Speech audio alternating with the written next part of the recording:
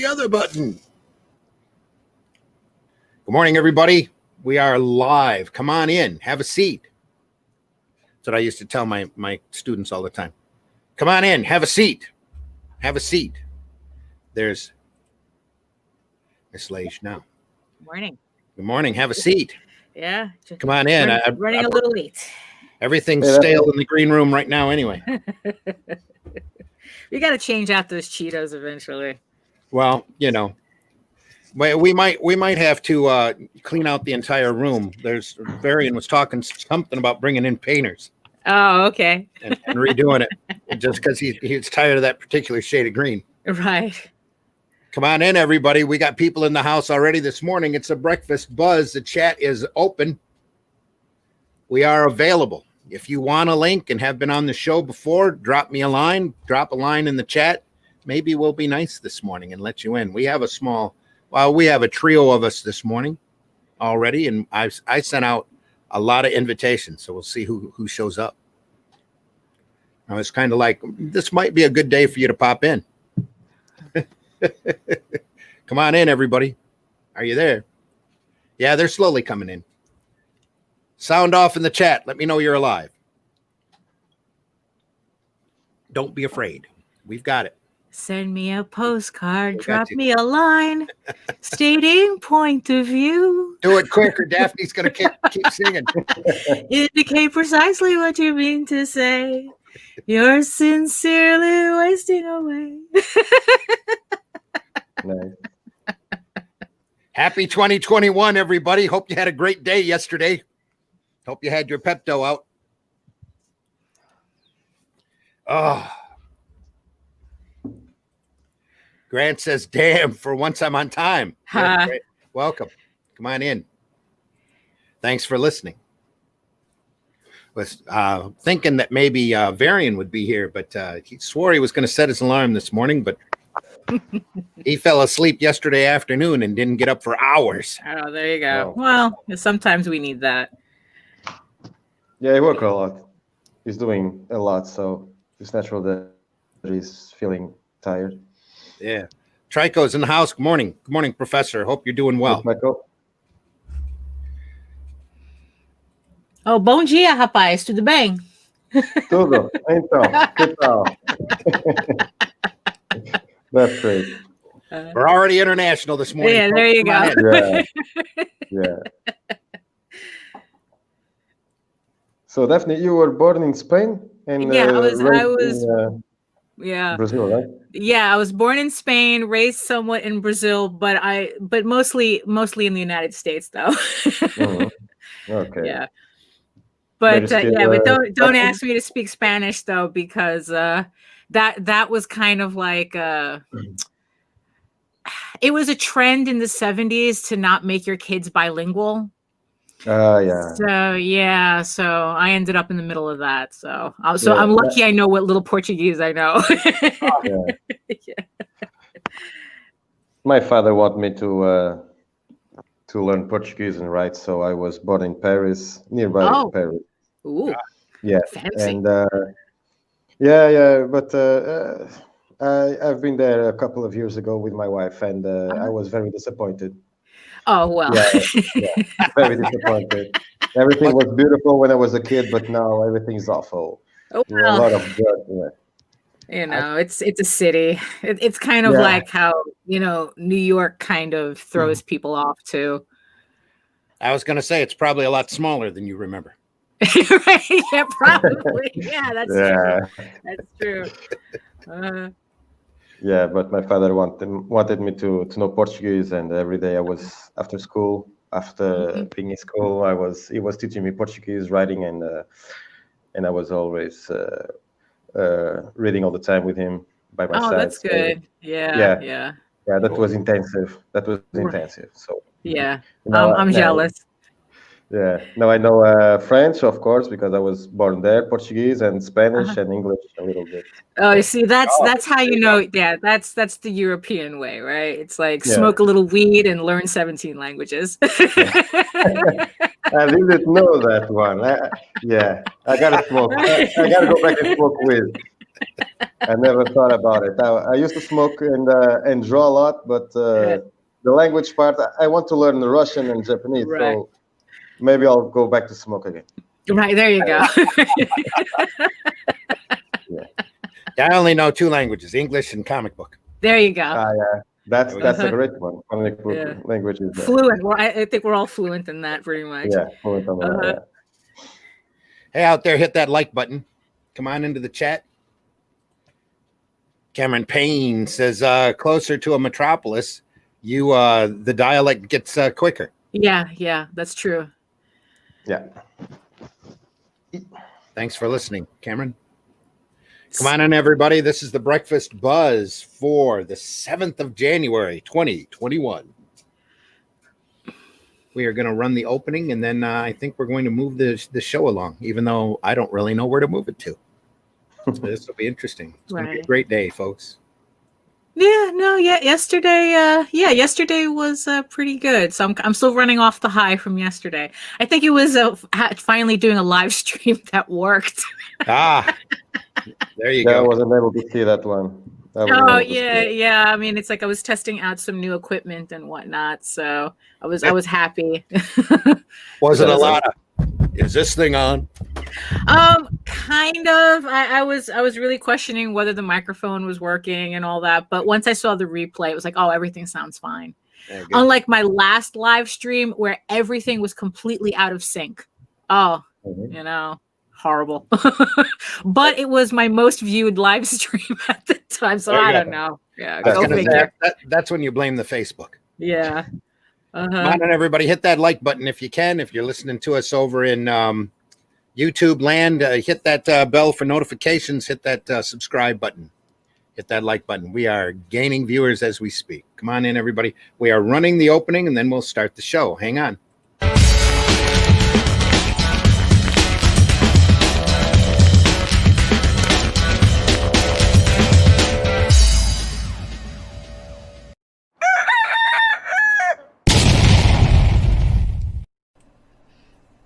Comics are awesome. There we go. Just so you know, comics are awesome. Oh, yeah. And we are almost done pouring coffee as soon as I get to it. There we are. There we go. And boom. Okay. Hello, everybody. Good morning. Good morning. Good morning. Good afternoon. Good morning. Wherever you are in the world, we are the BrEaKfAsT BuZz. Again for January 7th, 2021. I'm not sure if they're going to refer to it as the day after, but they might. Or the day after the start, or who knows what. It could be. We won't be talking politics today, just so you know. If you're talking politics in the chat, we will boot you. So please do not. We're here to talk comic books and have fun. Yeah, exactly. So my name is Randy Zimmerman. I am your host, at least until Varian Grant gets here. I am a longtime alternative and independent comics creator.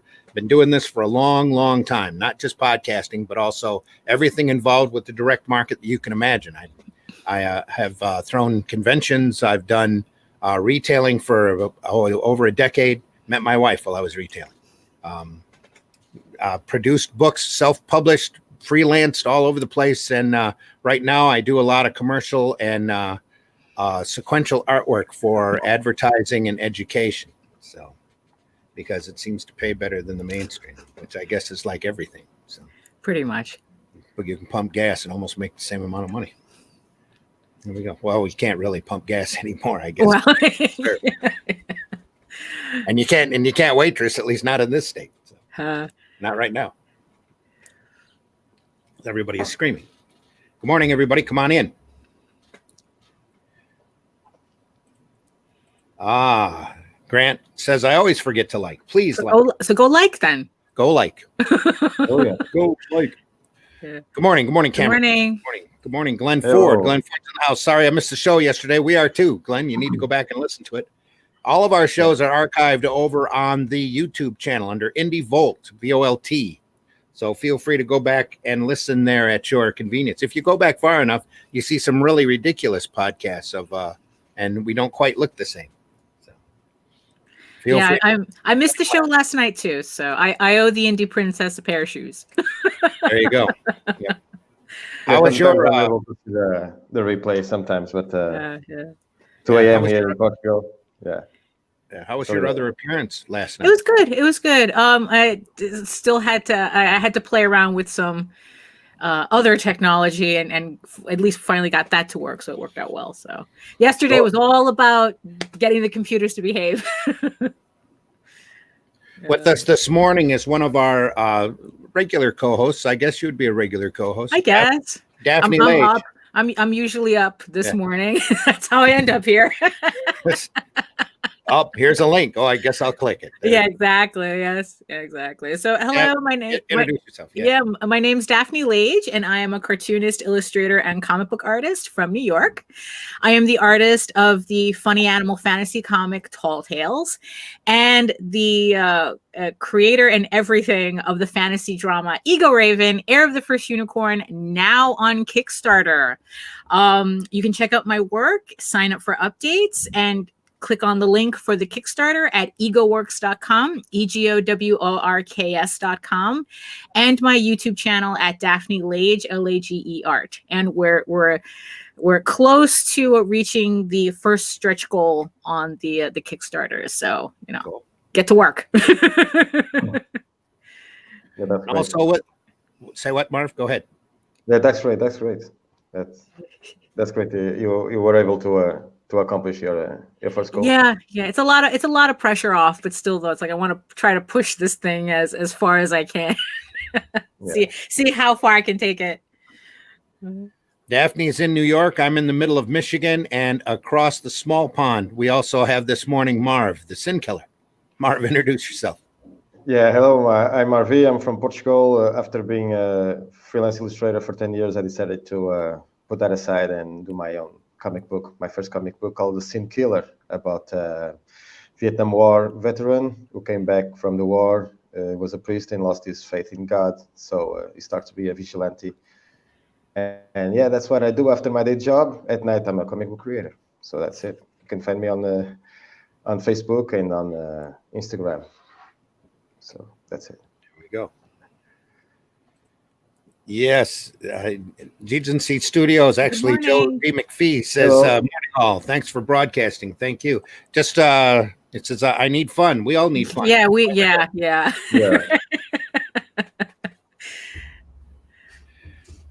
So and again, we don't want to get political here, but I just want to let everybody know that not every American is crazy. So, yeah, that's for sure. Yeah, that's all we can say. Yeah, that's as political as we'll get. Anyone here use the rave? Used to have roosters.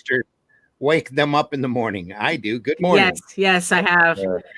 That's why we woke up with the rooster this morning. I forgot till Randy reminds me. Yeah, you got it. Yeah, I was a little behind this morning, but I did get it up in time. So the notice, that is. I'm available to hop in. Glenn Ford says, Glenn, really? Glenn, yeah. All right, buddy. Send me a PM on Facebook, and I will happily send you a link. John Celestri in the house. I'm drawing. That's all we do. Yeah. That's right. That's all we should be doing. Keep it moving. Yep. Drawing away. Thank you, John. Thanks for listening. M3SOZ. Good morning, M3SOZ. It's morning. I'm drunk in the cemetery, thinking of the old EC Comics glory days. Damn the 50s for ruining things. Yes. Yeah. Yep, they were going in a great direction until Frederick Wertham decided to write a book, and Congress decided to blame all the juvenile delinquency on them funny books. Yeah. Then when that didn't work, it was that rock and roll, that damn rock and roll. And then it was gangster rap. And then it was no, rock and roll in between there. Oh yeah, and then it was rock and roll. Yep. Then gangster rap, then Grand Theft Auto, and I'm pretty sure they blame television in there somewhere. Yeah, exactly. Well. Yeah. Just like they blame the pulp magazines back during the day for a short period of time until they all said, "Hey, the kids are reading. What are you talking about?" Right. Then the internet is causing juvenile. It's like it's funny. It's like everything is causing juvenile delinquency except I don't know, parents. Well, maybe. Yeah. I don't know. That's just me. Yeah. Strange how that works. Yeah. Yeah. It's all Dr. Spock's fault. Yeah, exactly. But blaming comics, please. Yeah, exactly. Just helped everybody's collection go up. That's what that's all I did. Yeah. All them, and plus there was major paper recycling done back during World War II. Oh well, that yeah. wiped out millions and millions of Golden Age books. Well, And a lot of kids' collections. it was for the war effort. Absolutely. Yeah. No, the funniest thing though, I was at a comic book store the other day, and they had, I guess they're redoing Werewolf by Night or something. They're trying to redo it right now. They're at the point where they're just kind of pulling out whatever crap they can and throwing it at the wall to see if anything's right. Which and the funny thing is like it actually made me sad to see it, because every time I think of Werewolf by Night, I think of Mike Plug, and there is, I don't think there's anybody working in comics today that matches that aesthetic. Yeah. Well, like Conan, if they try to do Conan again, there's no Buscema. Well, we have Russ Lee to do the yeah, Conan. exactly. Yeah. There you go. The rest, So but because it's like to see that werewolf and then to remember, what Mike Plug's Werewolf by Night looked like, and it's like, oh, there's. But it's some kind of reboot. It's a reboot with the new type of coloring that they are doing. I'm old school. Well, it definitely wasn't a reprint. It looked like a modern take, like the artwork looked really contemporary, but I don't know. It's like it just, which means muddy and crappy. Anyway. Yeah, it's really funny. Yeah, that's kind of exactly what I thought of when I saw the cover. It's like computer coloring is not an easy thing to do, and you can tell. Yeah. Yep, we have a few more people coming in here shortly. We have Mr. Glenn Ford already in the house. Glenn Ford, how are you, buddy? Hello. Good morning. Hey, Glenn. Iconius? I always get that name wrong. We can't hear you. You're muted. Yeah, you're muted. Yeah. You're muted. Turn your mic on. Part of the transparency. Yeah. Yeah, I mean that's live streaming for you. You're on here. You seem to be muted, Glenn. Yes, you are. Yeah.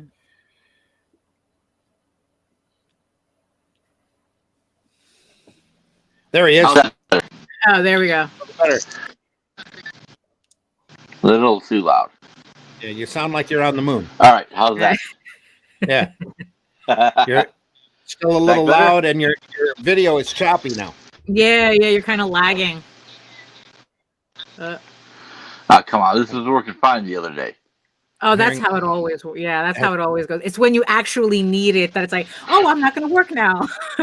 Welcome to StreamYard, my friend. But I was on StreamYard with somebody else, and it works fine. Right. Yeah. I don't know.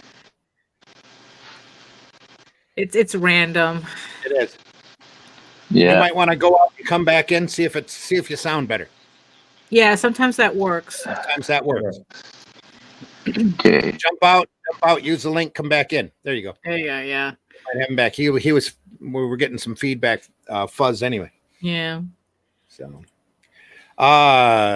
Joe says, hey John, I'm getting ready to start my 9 to 5. Good luck today. Have a good day. Take care of yourself. John says, hey Joe, I haven't had a 9 to 5 for years. Lucky guy. Well, actually, he's probably got a 9 to 2 a.m. Yeah. But doing what he loves. So yeah, exactly. That's a little true. different. Yeah. It's very different. Yeah. Cameron says, I blame New York hip hop. LOL. Well, that's what everybody does. And then the West Coast hip hop as well. Right, exactly. First it was East Coast, then West Coast, then, There's a great series that just popped up on Netflix about the origin of swear words. Oh, that's I think I've someone mentioned it the other day. Yeah. I love that stuff. They talk about the use of the F word. Yeah. And in regards to West Coast and hip hop in general, as in F the police. Right. Yeah, it's rather fascinating how the language evolves. Glenn, we still got a little feedback. How you doing? Good. The thing for StreamYard said that might get this for a couple minutes and then it should go away. Okay. So it might come and go for a few minutes, and if it keeps going on, I just won't hang out and trouble you guys too much. You're always welcome in when you can. Hang on just a moment. Daphne, can you fill in for a minute? Oh, yeah, sure. I'm sure I can. Yep. Probably standards and practices. Oh, probably, yeah. I'll be right. I don't know what auto insurance. Right. Yeah, So but, should I just introduce myself? Pardon? Should I introduce myself? Oh, yeah, actually, yeah, that would be a good idea. Tell everybody, tell the world who you are and spell things out because we do have a I'm radio Glenn audience. Yeah. Okay, my name is Glenn Ford. I'm an action figure reviewer, long-time comic fan. I review action figures. I do some food reviews, and I'm reading comics and action figures for most of my life. So, going from being a fan to doing this is pretty much part of the course. I just actually finished off a new review because I think we're having problems. And I'm located here in Michigan. Yeah, no, I was like, you keep. I'm still having problems. Yeah, you keep cutting out. Yeah, it's just you're still cutting out audio and video. Yeah, so you're lagging pretty hard and freezing up. So, I'll try. That's nothing. Maybe I'll clear up in a couple minutes, like it's on StreamYard. You're welcome to jump back. And we'll do it all over again. Yeah. Okay. All right. Yeah. We still can't. We didn't make that out. Yeah, it's like we're losing like every other word or every. Yeah. I think it's gonna wait a couple of minutes and come back. I think. Yeah. Give it some time. Come back in. Yes. All right. Yeah. Let me back the thing. I guess back in the hole. All right, Glenn. Back in your hole. Yeah. Take care. Thanks for trying to come on. But hopefully we'll see you. We'll talk to you later. Yeah. All right. I'll be in the comments. Good. Okay. Thank you. As I get Glenn Ford and Glenn Fleming confused, was expecting a mild-mannered Englishman. So I always send Glenn Fleming a link.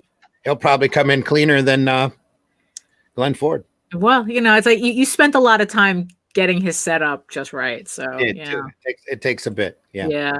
Sometimes you really do have to invest in the equipment. So. Yeah. Yeah, the Ninja Genko says, yeah, that's good. Okay. Joe says, LMAO, someone calling Randy saying they have standards and they don't practice anything. Yeah. Well, yeah. Actually, it was just a recorded message. So okay. That's is your car warranty expiring again? No, everything's fine. So I'm back in them comments. Yes, sir, Mr. Ford. Thank you. Thanks for trying to come on. Varian should be popping in here anytime as soon as he wakes up. So, which I thought he was going to do immediately, but well, it takes him a while to. He also might be having a hard time coming in this morning. So he had a late. It's all Marv's fault. He took the good connection. So, oh, there you go. That's what it is. Yeah. Yeah. I've changed it. I've changed my it was satellite and now it's digital. So. Oh, yeah, okay. Way better now. It's way better. Yeah, that helps. I have a direct cable line into the computers too. So Marv, now that you're working on an iPad, so what do you find is the biggest challenge of converting from physical media to digital media? Well, right now I'm doing a panel that is driving me crazy because I want to do some effects that I'm able to do on traditional, but I can't do it on digital. So it's taking me a little while. But when it comes to inking, it's just another story because I do a mess everywhere that I'm inking here or in the kitchen or whatever. And right now everything is so clean. If I make a mistake, I can go back and the only thing is that yeah, everything is very smooth. I'm adapting very well. I think I'm doing a good job right now with the inking, and yeah, let's see how this goes, So because so I'm what having program lots of fun. what program are you using? Procreate. Oh, Procreate. Okay. You Yeah. didn't you haven't gone for the Clip Studio Paint for iPad yet? No, because I'm a big Ryan Wynn fan. I'm a huge Ryan Wynn fan, and he does his stuff on Procreate, and so I've been watching his videos, and other guys too are using the iPro, so the iPad Pro. So I was into that because they are doing this, and they say that is the best, one of the best programs for doing comics. So I gave it a try, and I really like it. I really enjoy it. It's very, very easy to use. It's got a lot of tricks and shortcuts, and it's very fun. It's very fun, but it's not easy to Right. work. Yeah, I could imagine. Yeah, not there's easy. that learning curve. Yeah. Yeah. Yeah. That's why I'm taking my time. If I want to do a good job, I gotta not rush it. Right. So your canvas size, do you do like a full page on, or are you doing it like panel by panel and then putting them together later as a page? Yeah, I'm doing that because I've been watching the Berserker Not Being Made by Jeff Lafferty. So he was doing panel by panel. So I took that from him. But I've been watching other people doing a full page, drawing on a full page like you do and other people do. So I don't know how I'm going to behave doing that, but I gotta give it a try. Yeah. Right. Maybe it will be easier to see the sequence and the pacing. Yeah. So I gotta try. In the second issue, I'll try to. I'll be doing that. I'll be doing a full page. Right. Yeah, because I mean, I guess in the end, you got to try everything to see what works the best for you, especially being a new medium. Yeah. Yeah. But it's lots of fun. It's lots of fun. And those tutorials, I'm sure, help a lot. So. Yes. Oh yeah. And Ryan have a bunch of them. Ryan have a bunch of them I'm watching. Yeah. Glenn Ford says instead of the British Glenn, you get the Irish English or Irish Michigan one. There you go. Yeah. Grant says, I watched Daphne's live draw yesterday, and I could picture her being a grade school art teacher. You ever thought about that? I keep getting told that, but I don't think I have the complete patience for that for an entire day. Yeah. You know, I can make the videos. I can do the live stream because at least a limited amount of time, and then that's it. You know, I used to go in a couple hours after school and into a lot of the different schools. They'd send me to different schools, and it really made me appreciate teachers. Right. Yeah, exactly. Because I'm like, I get them at the end of the day. You have them for 6 hours. Holy crap. How do you put up with that? You know, a lot of times it gets really crazy. Right. Linda, I'm not even going to attempt that last name. Well, maybe I will. Vasconcelos? Yeah, Vasconcelos. Yes, that's my wife. Oh, hello. Hello, Marvy's wife. Hello, Mario, and all the others here from Portugal. Absolutely. That's your. No wonder you sign your name Marvy. So that's your last name. Yeah. Yeah. How do you pronounce that? Vasconcelos? Yes, exactly. Exactly. Wow. There you go on the first try. Yes. Normally that doesn't work for me. It's all good. I want to put only Marvy, but Facebook didn't let me, so I have to put Marvy and the last name. Yeah. M3SOZ says the upside of traditional drawing: if the power goes out, you can still draw by candlelight. Yeah, absolutely. True, there was a woman I was following. I guess she's an actual teacher, and she said that one of the frustrating things that she sees in her class is the fact that a lot of her students only work digitally, and they don't know how to use a paper and pencil, and it really, really bothers her. Yeah. Yeah. It's weird. It's weird. One good power outage or EMT and right. I mean, it's like, it's like, it's like, our internet goes down and, how we freak out over that. Now imagine it's like if you couldn't, your iPad doesn't work or something. And it's like, oh, what do I do now? Yes. You don't have the physical to continue drawing. So yes, it's a bummer. Yeah. Nothing to read, nothing to listen to. Oh, it's all in the computer. Oh no. Yeah.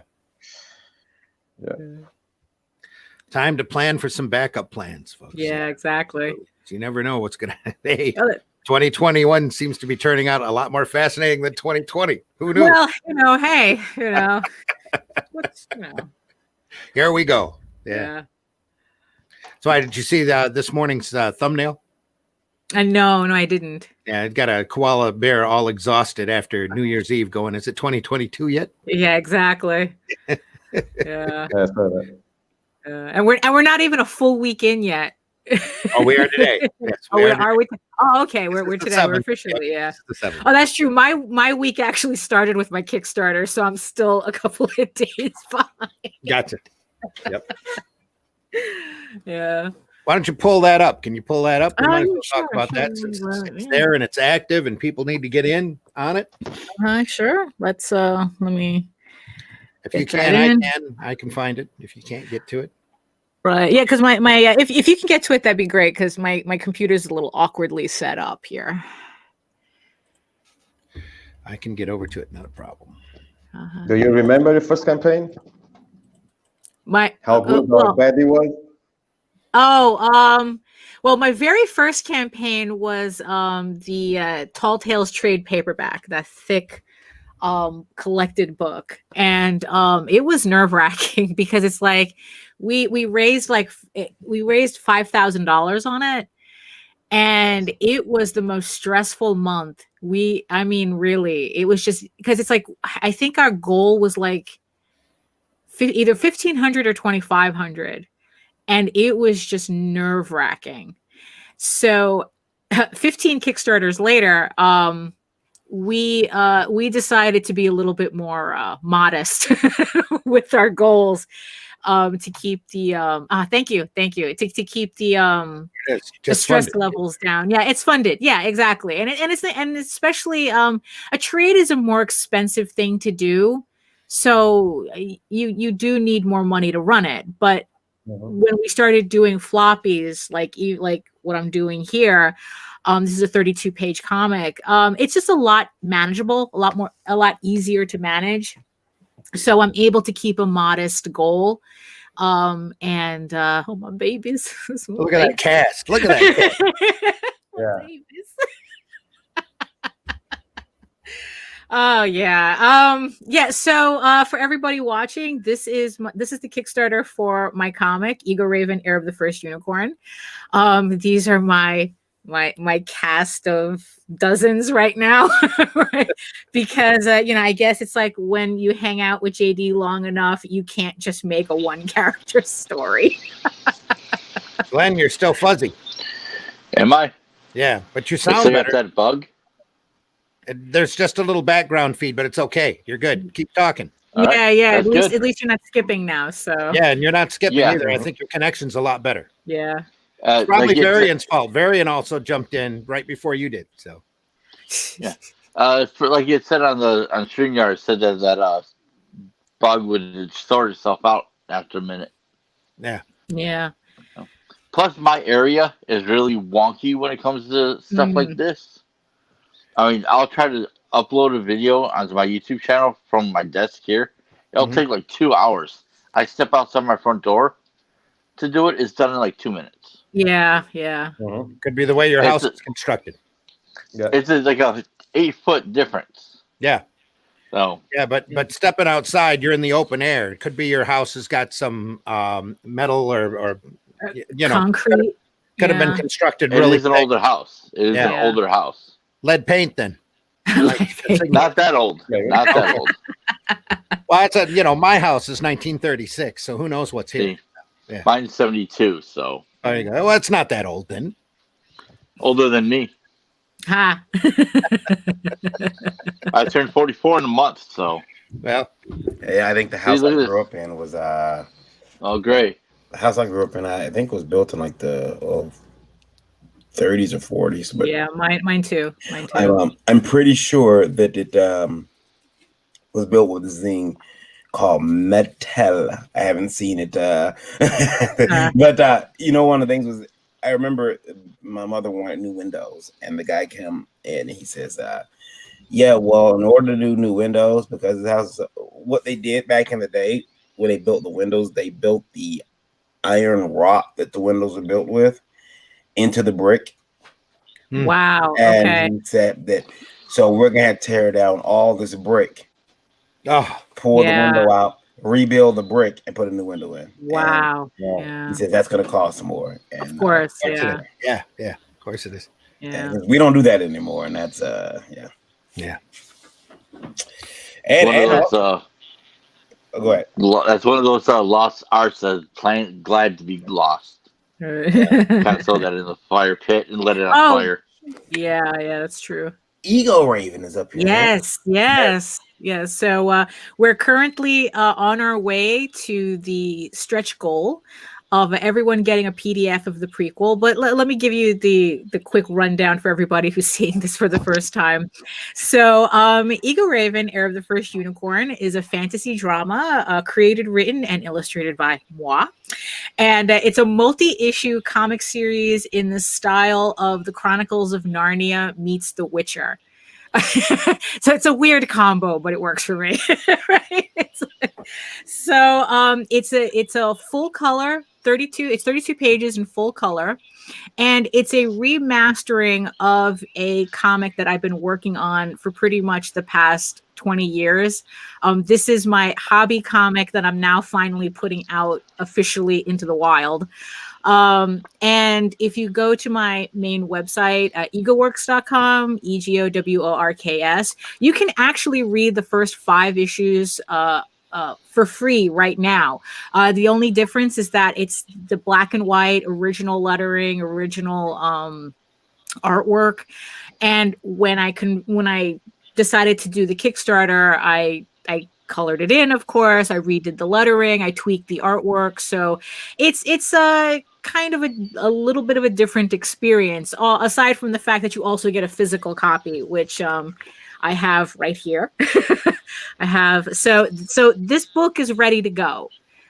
So I have it proofed. I'm still tweaking the files.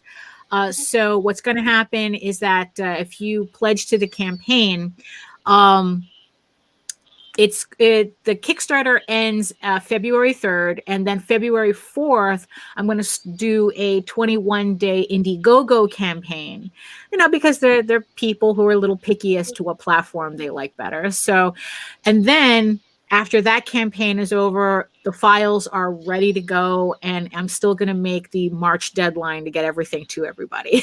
So. Cool. Well, yeah. Good artwork. No, thank you. Thank you. Look at that cast. That's awesome. Yeah, thank you. Yeah, no, that I was so chuffed with how that came out, because it looks like the Dungeons and Dragons cartoon. That's what I was about to say. Yeah, That's like animated Dungeons and Dragons film, which is a great thing. It's a great cartoon. Yeah, I got a chance to watch the whole thing maybe 2 years ago. Yeah, and it was just amazing. I loved it. Yeah. The figures are super expensive though. Oh yeah, but they're huge though. It's like I was really disappointed as to how big they were, because it's like, I don't have the space. Quarter inch. Oh, because I'm thinking of I guess it's the big vinyl ones that they came out with. Yeah. Daphne, were you ever when you were doing this book, did you swear off doing another ensemble book ever again? No, of course not. Of course not. I know I did that. I started working on an ensemble book, and I got halfway through, and I'm like, I will never have a book with this bigger cast again, ever again in life. And then the next book I did, bigger cast, and I'm like, oh. Right. No, I mean, I guess it's just what I'm into. It's like grew up on the Chronicles of Narnia and Lord of the Rings, and it's like the whole cast of dozens and hundreds. And then being exposed to the way that JD writes all the time, that it's like, oh, there was no getting around it.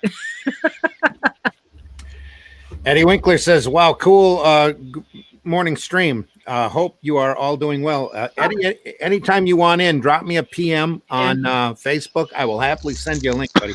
Oh yeah. So like Eddie has this cool werewolf book that I couldn't resist. So Sovereign Wolf, right? Sovereign Wolf. That's got to be one of Varian's favorites, isn't it? Oh yeah, very favorite. So so I picked that. I picked that up on Indiegogo. Looking forward to it.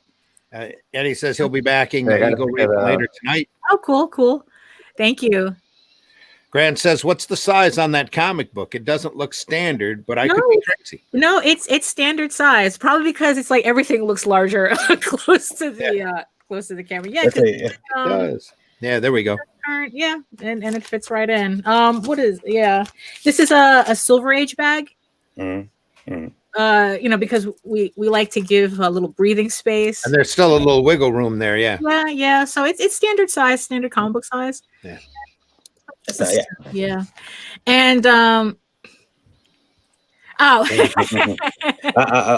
didn't want to interrupt your thought. Once I read that, I'm like, oh, maybe I shouldn't put that up there. Linda says, Marv looks like a child with the new toy. I'm starting to get jealous about it. No, somebody's needs a little attention. Something. Marv, are you neglecting the wife, Marv, for the tablet? Is your wife now an iPad widow? Is that what's going on? Yeah. I think I'm stepping away a little bit. So, yeah. Gotta be careful. I hope she don't kick me out of the house. So. Yeah, boy. She hasn't kicked you out yet. You're fine. A little bit. It's like I'm glad Glenn is here. I got a question from Indie Radio last night that will be good for him to answer. And it's from we should probably have Glenn and you introduce yourself to the radio. Yeah, now that we have a good connection now. Okay. Oh yeah, sure. Well, I'll let Glenn go. I'll let Glenn go first. Go ahead. You sure? Yeah, introduce yourself. My name's Glenn Ford. All right, my name's Glenn Ford. I'm here from I don't want to say the southeastern side of Michigan, but I'm a little farther down south than Randy is. I'm a toy reviewer and food reviewer, sort of. Ionica's Toy Reviews. And shut up! Yeah. Dog in the background. It's like Daphne's parrot used to be. Once he finds out you're talking, he thinks you're talking to him. So he's talking back. Yeah. She. But I do action figure reviews. And I've just been collecting comics and action figures for most of my life. So going into from all right, come here. Come on. Get your cuddles. Okay. That's Ionica's Toy Reviews. Yeah. Yep. It's the dog that wants all the attention. Miniature dachshunds. Yeah. They gotta have all the attention. Wants to be pursued and loved. Yes. Exactly. Kind of like a wife. Yeah. Anyway, I don't have. Hello, everybody out there. My name is Marion Grant, and you know who I am. You know exactly who I am and why I'm here. No, one of the questions I got from Indie Radio was a really good one. It's from someone. They put out a comic. They said they didn't want to put the name of their comic. They did not want to put the name of the comic in the message, but they said they were upset. There it is. Yeah. They said, basically, here's a question. Why do you guys believe there's not much hype for pre-ordering comics? And like you mentioned last night, a big deal when it comes to shipping. I've seen people go to Big Bad Toy Store, Entertainment Earth, Hot Toys, and plop down hundreds of dollars a month in anticipation for an action figure, but won't do so for a comic. What are your thoughts on that? It's funny that he mentioned that they mentioned Big Bag Toy Store, because I just pre-ordered the heavy metal Tarna figure. It's like, because have you seen it? The I the have, Tarna and I would love to have it. I can't collect everything. Yeah, no, because I regretted not picking up the Mondo Skeletor. So, and that's sold out now. So it's like when I saw that, I was told the Tarna came up, and it's like, okay, I'm gonna get this or I'm gonna regret it. So, yeah, but yeah, that's a good point. I mean, because but the thing is though, like, what was the consensus on the oh no, it was the big collector one that Yeah, but that Skeletor. Yeah, exactly. No, that's my boy. The Mondo ones are amazing. Yeah. I mean, what was the consensus last night with the question? You said that you asked the question last night. Yeah, we asked the question about how much why is the shipping an issue? And I think that Larry had a really good take. Larry Higgins with the last night we said that I'm sorry, you weren't here. Crap. Yeah. Yeah, I keep thinking what happened was people were saying that the shipping is a little much for the comics. $10, $12 is a little bit much to ship a regular size comic to anybody, but it technically is a standard. When I order books online, even regular size books, I know I'm going to pay them between $10 and $12 for the shipping. Wow. Okay. And so I charge on my store I charge $9.95, but that's like to encourage people to buy more because it's shipping is And see, like for me, for my company, the store that we use, it does break down shipping, but I have to sometimes go in and do that manually afterwards because I don't want to screw people over. Like it'll charge like $7 per item. But the thing is, I've gone to the post office to mail that afterwards, and I was lucky that they did because some of that stuff is expensive.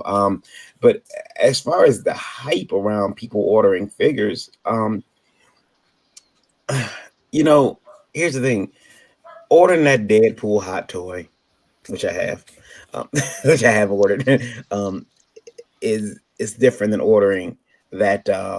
We order that Sin Killer comic, which I'm excited to see. But the other difference is this: Marv's not charging $300 for that comic. Right. Yeah. So he could. If I have to send a comic if I have to send a comic from here to the United States, it will cost me around $7 to $10. But if I want to bring a comic from the United States, like the BuZz, a $5 comic book, I've paid $23.50 to really to ship yeah $5 comic. About right. But I had to get that comic because I wanted it. So that's comic book is worth 25. Comic book is worth 25 cents, but you also, Hot Toys, I gotta say, had to interrupt during Hot Toys, above my pay grade. Never buying one of them. I just ordered Transformers Earthrise figure on Amazon, and shipping only cost me like $5. Yeah, Hot Toys. You look at it. I think you orbit Hot Toys for a while, and then you take the plunge. And then it becomes this addiction, this horrible addiction, and you can't get out. And you're like, no. It started so innocent. It started with a Superman figure. That's what it started with. It started with a Superman, Henry Cavill Superman. There was price to sale. It was like $120, $130. I'm like, really? Is it official? And I looked at it, and the guy's like, yeah, I just want to blow him out. And I'm like, I'll buy it. And that's a good price for a hot toy though. Yeah, I remember that there was a Rocket Raccoon that I kind of regret not getting, but the thing is, it was like a $400 figure, so I don't regret not spending the money. I think it's like $600 now. Yeah. So if you could get a hot toy for like $100 and something, I mean, really, And after that, it was a Stan Lee that was super cheap. He hadn't passed yet, so it wasn't moving. It was $250 or $275. I don't know if I would pay $200 for a Stan Lee. Yeah. I bought it, but now he's like $1,000, and I'm like, man, I keep looking at him like, You know, Stan, times are hard. And Keith Thomas, who did Into the Suck the comic, after he passed away, he knew I collected Hot Toys, so he arranged for me to get his Blade figure, and that came in the mail. Which I was already sad that Keith had passed away, but when that came in the mail, I was not good for about another 2 weeks. I was like, oh man, but it's still up there. It's up there in my shelf, and it's it's the Wesley Snipes blade, which is apparently the only blade you recognize in this house. Yeah, no, I agree. I agree. Wise choice. One good thing about Hot Toys is their prices are always go up. They're like an investment. Yeah, and that might be the reason people don't mind paying that shipping and that pre-order, because you think about it, Randy.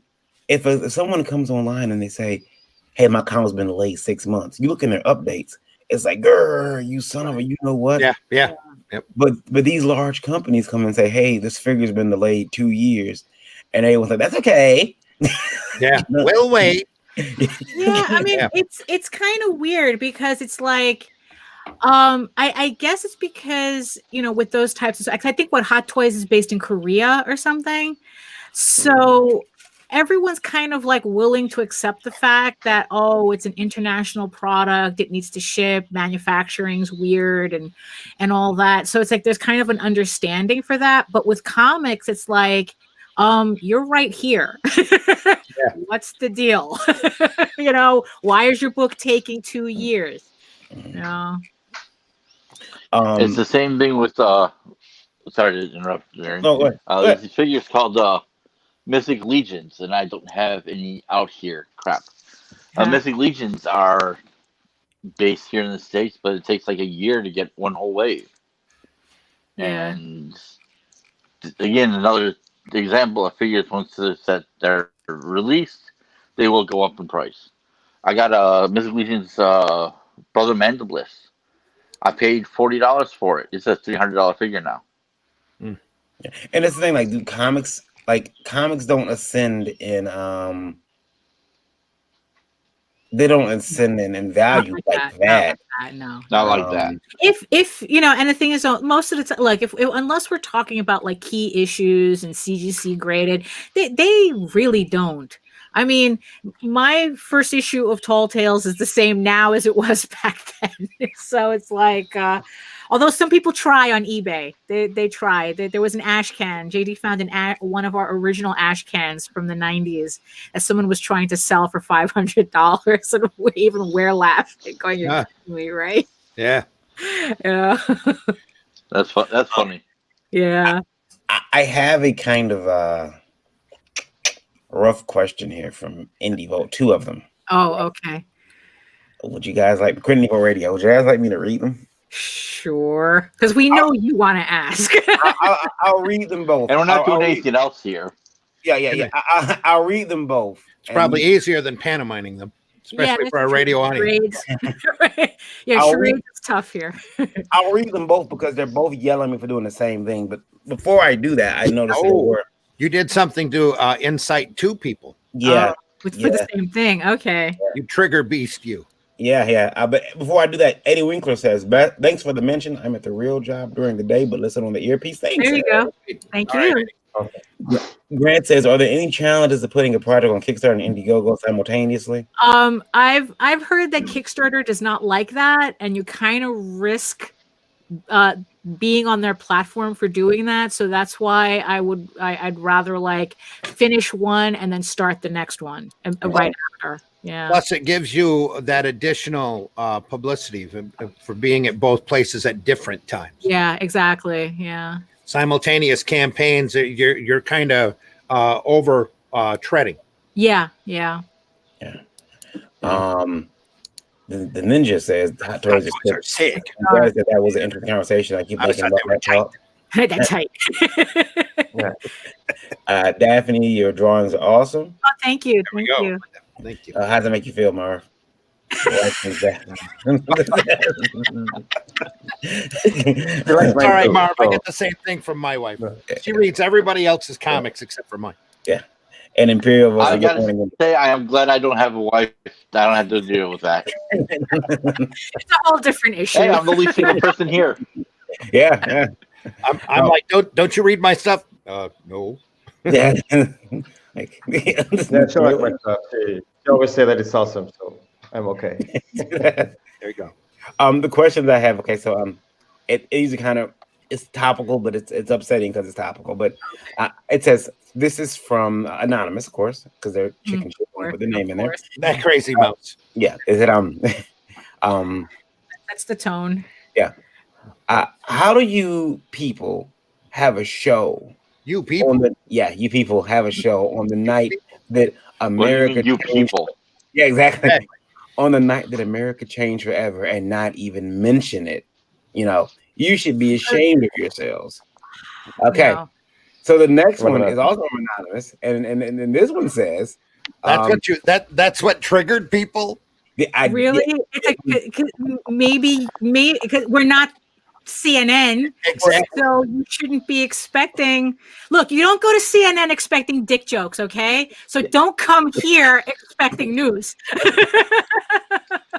And the next one, also from anonymous, says, "Why did you guys do a show on the night where America suffered one of its biggest tragedies this century?" Are you sure that wasn't written by the same person just twice? I don't know, but one is mad because we didn't mention. The other one's how we did a show. I'll tell you why we did a show. Well, obviously they didn't listen to the entire show because Indie Princess right at the start of Geekgasm said no politics, you'll get kicked. Yeah. But here's the thing. Okay, when I was little, I just read comics entertainment.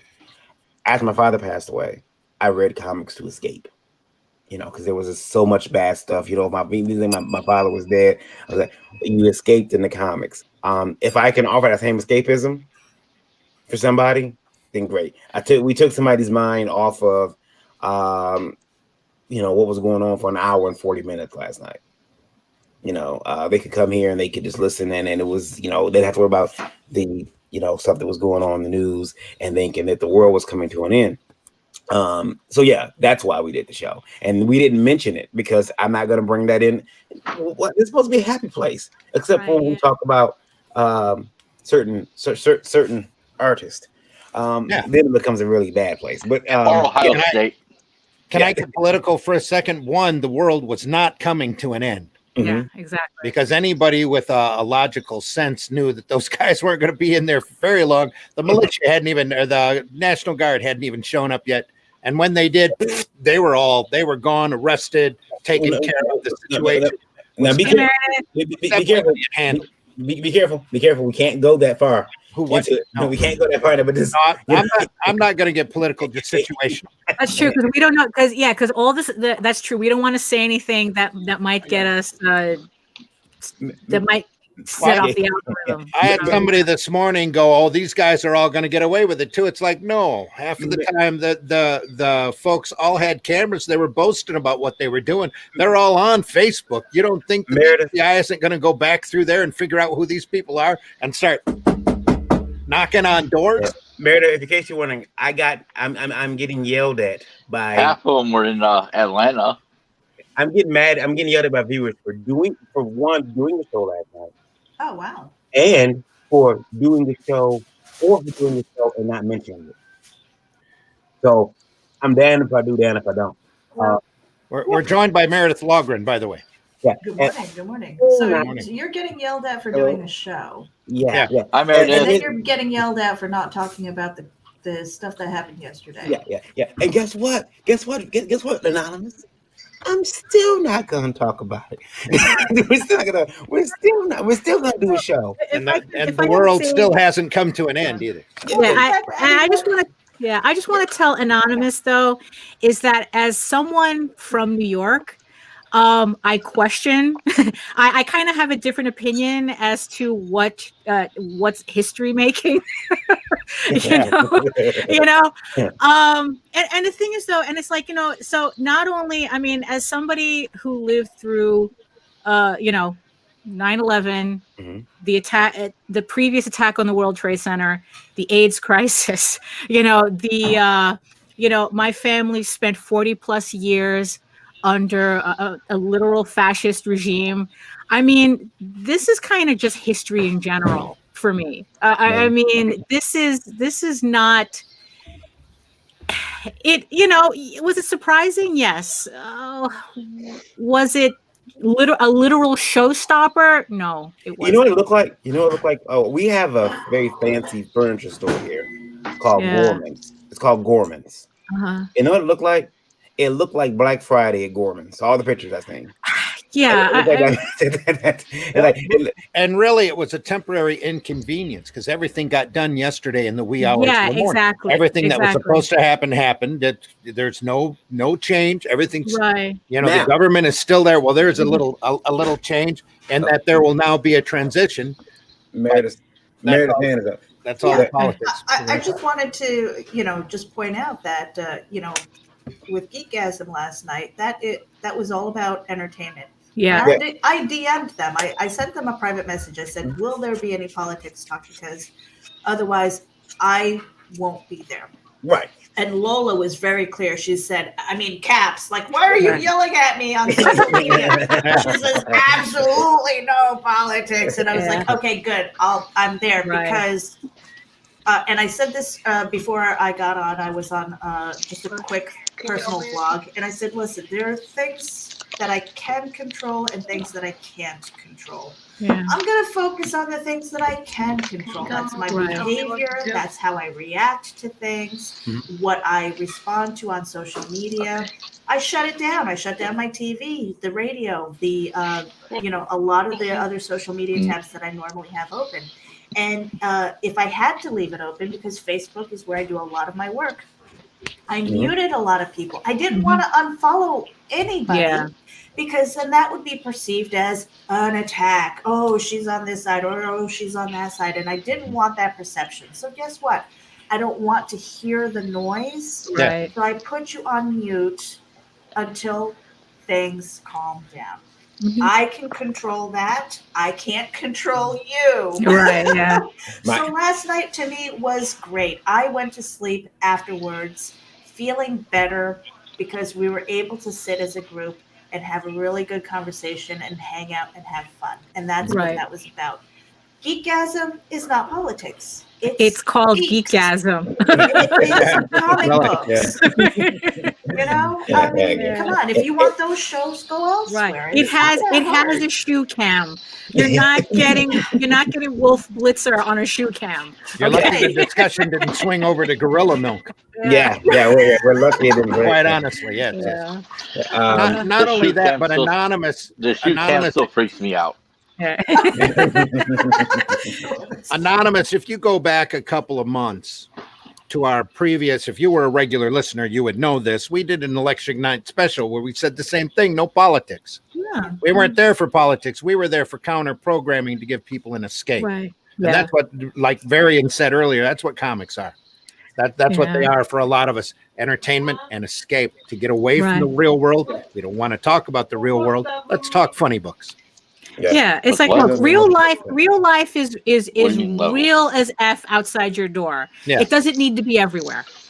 And it's one of those things where I just wanted to make sure that everyone can have a couple of hours, or they can come and they can listen to this, and too, we get a lot of international people who watch and listen.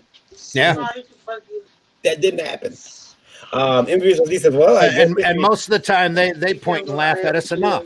Yeah. And this is, well, I guess history is just when it's not business as usual, whether it's good or bad. Yeah. I mean, it's like history is literally something that happens. Glenn, I think he got pulled away, and he said he wasn't married. Wow. Okay. So I mean, it's like, there came a point where it's like that it's like I just had to make the decision that it's like, look, if it's not happening in my literal front yard, I can't worry about it. Yeah. I really can't. I mean, I got a lot to do. I got, it's like I got comics to do. I got, tech issues to figure out. I got a Kickstarter to push. I mean, if you want news, watch CNN, watch Fox, watch MSNBC, whatever it is you want to watch, go watch that. Come here if you want to talk about comics. Listen to really, really questionable questions from Varian and people calling us sluts and stuff. It's like that. You come here for that. Nita summed it up real well. It's comics, bitches. We needed something fun to talk about. Absolutely. People calling you guys sluts. Wow. Yeah, exactly. It's like, look, that's what you come here for. You don't come here for social commentary and it's state by state rundowns of whatever's going on. It's like, look, we don't have to talk about it. Yeah, it's Glenn says he got dropped off. Yeah, I don't know. He's not fooling us. That dog walked over his keyboard. Yeah. Take care, Glenn. Happy you're still in the chat. Go ahead. It's one of those things where I think for us doing this show, for us too, for me, it's pretty cathartic. I did think about when Randy told me one night, let's do the election show, and I'm like, I don't know, maybe we just won't do one. And he said, no, we definitely should, and we did one. And it's all, he's like, you need to remember, it's not the election everywhere. Yeah. Everywhere isn't the election. Some people just don't care, and we don't want to spend the whole day thinking about it. Yeah.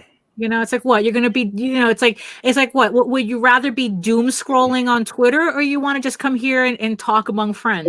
Doom scrolling. There you go. Yeah. That's a good word. That's a good word. I like that. Yeah, I do too. We did jab a few times at the election. We a couple of jabs, but because I remember saying there's nothing else going on in the world tonight. Nothing else going on at all. But we'll keep doing it. We'll keep being here. We'll keep having the shows. See, okay. So Images said, thanks for permission. Glenn says, Varian, you can say my info for the listeners. Ionica's Toy Review. Go check him out. Ionica's Toy Review on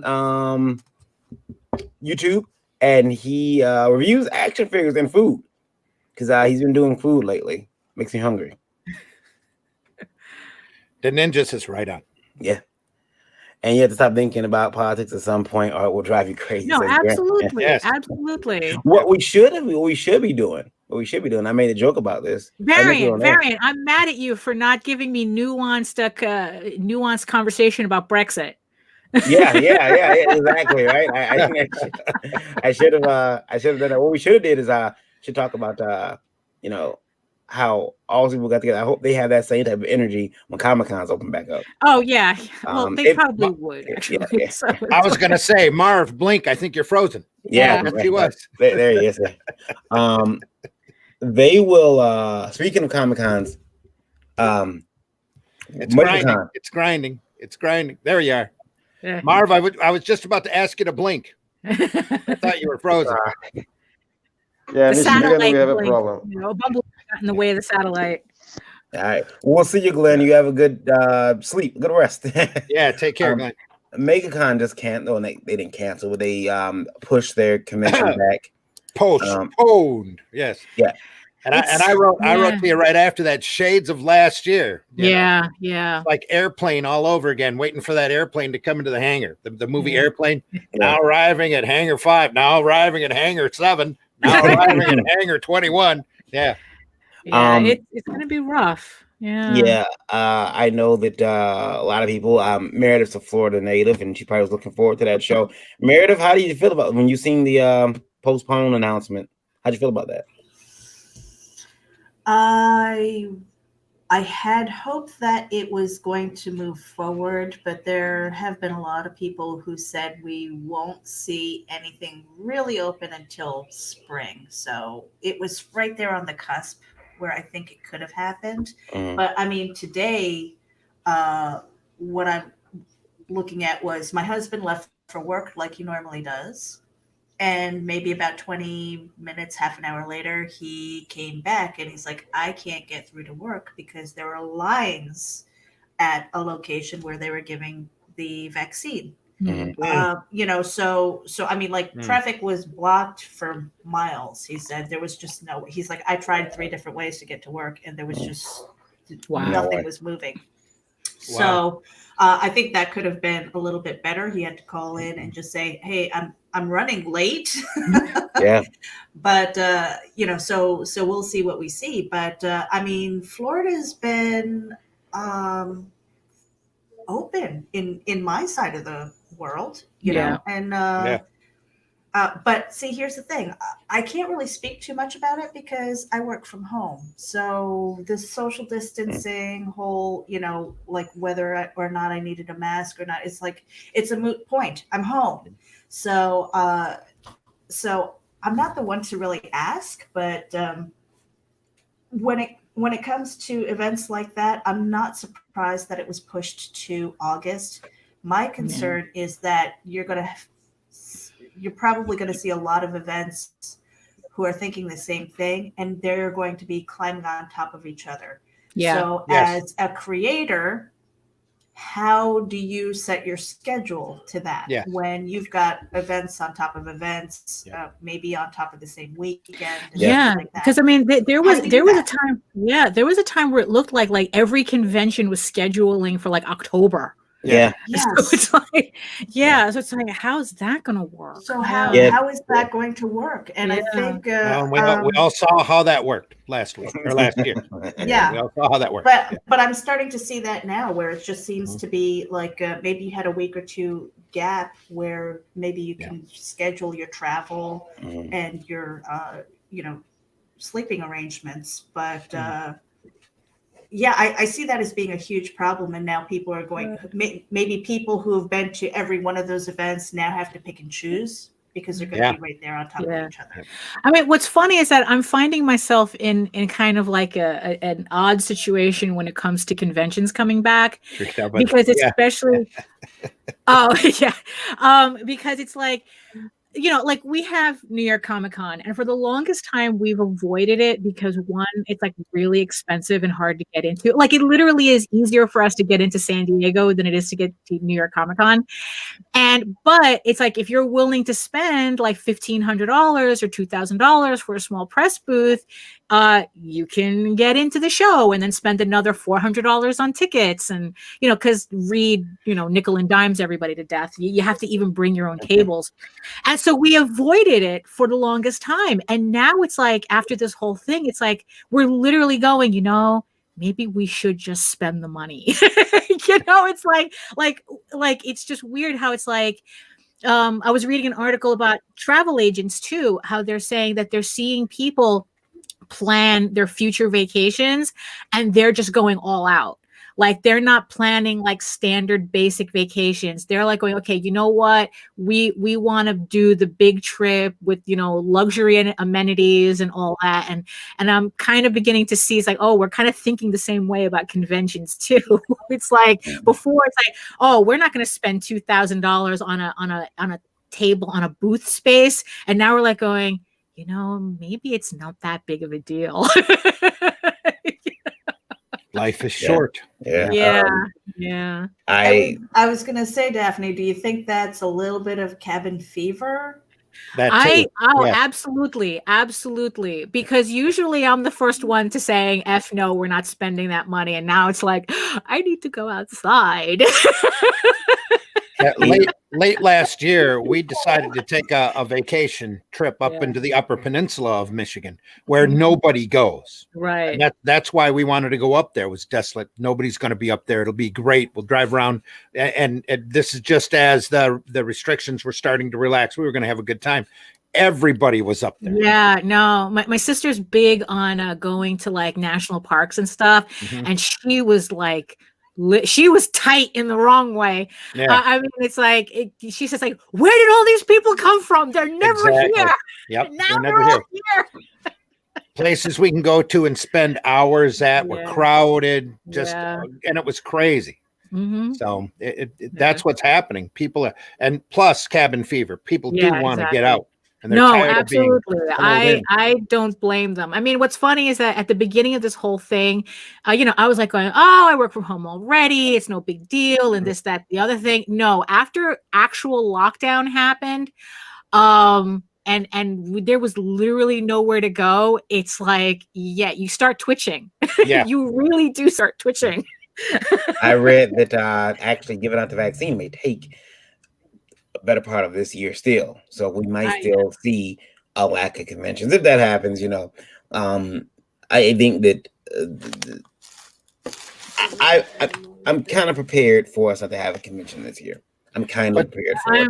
I'm not expecting anything this year. Quite honestly, in my opinion, if and that's a big if, the virus doesn't mutate supposedly again, we'll be lucky if there's any conventions towards the last third of the year. Yeah. Lucky October, November, December. But in the meantime, if you're looking to buy in or buy at a table, you might want to rethink sending money in advance on the hopes that you're going to be able to go to a show that might not happen, and then have the convention people hold your money.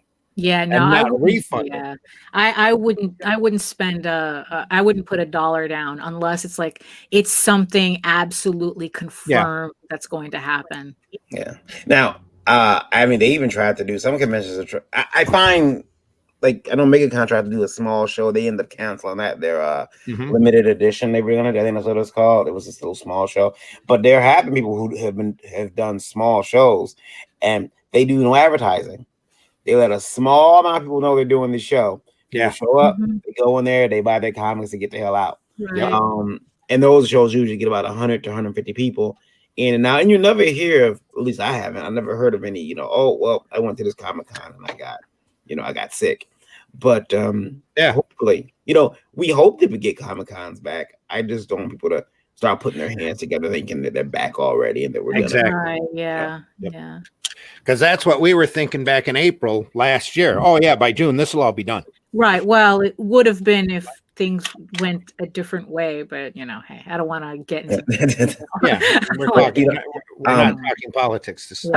I will say also though, I have quite enjoyed the solitude of not having to go outside that much. It's been nice as an artist. I haven't as an artist. I'm too. I'm like, and Meredith, working from home is probably like, wait, there's a lockdown. Like another day. Yep. Marv, how's the convention situation over in Portugal? The bumblebee bumped the satellite. I don't have a clue. Something that I'm not aware of. I'm on my place, and I don't know anything about in Portugal. I know that I think they're going to do it in September. They have one Comic-Con a year, but in September or December. Last year it was in this. 2 years ago it was in December. Last year I don't think they did, but this year Comic-Con. It sucks because it's almost about movies, TV series, and games. So it's something that I'm interested in knowing, because it's not about comics anymore. Almost just a couple of guests, and this one was very good. A lot of comics, but this. Trey, you're dropping out and freezing, Marv. Sorry. Yeah. Well, second behind, so I stopped sharing. Very sad. Yeah. One of the things that I thought about last year, when it was still warm, was why aren't people doing the outside ones? Why aren't we taking over a park? Yeah. Doing, so everybody gets their 10 by 10 tent, they get their chairs and their tables and stuff like that, and really make it an outdoor event where it's fun.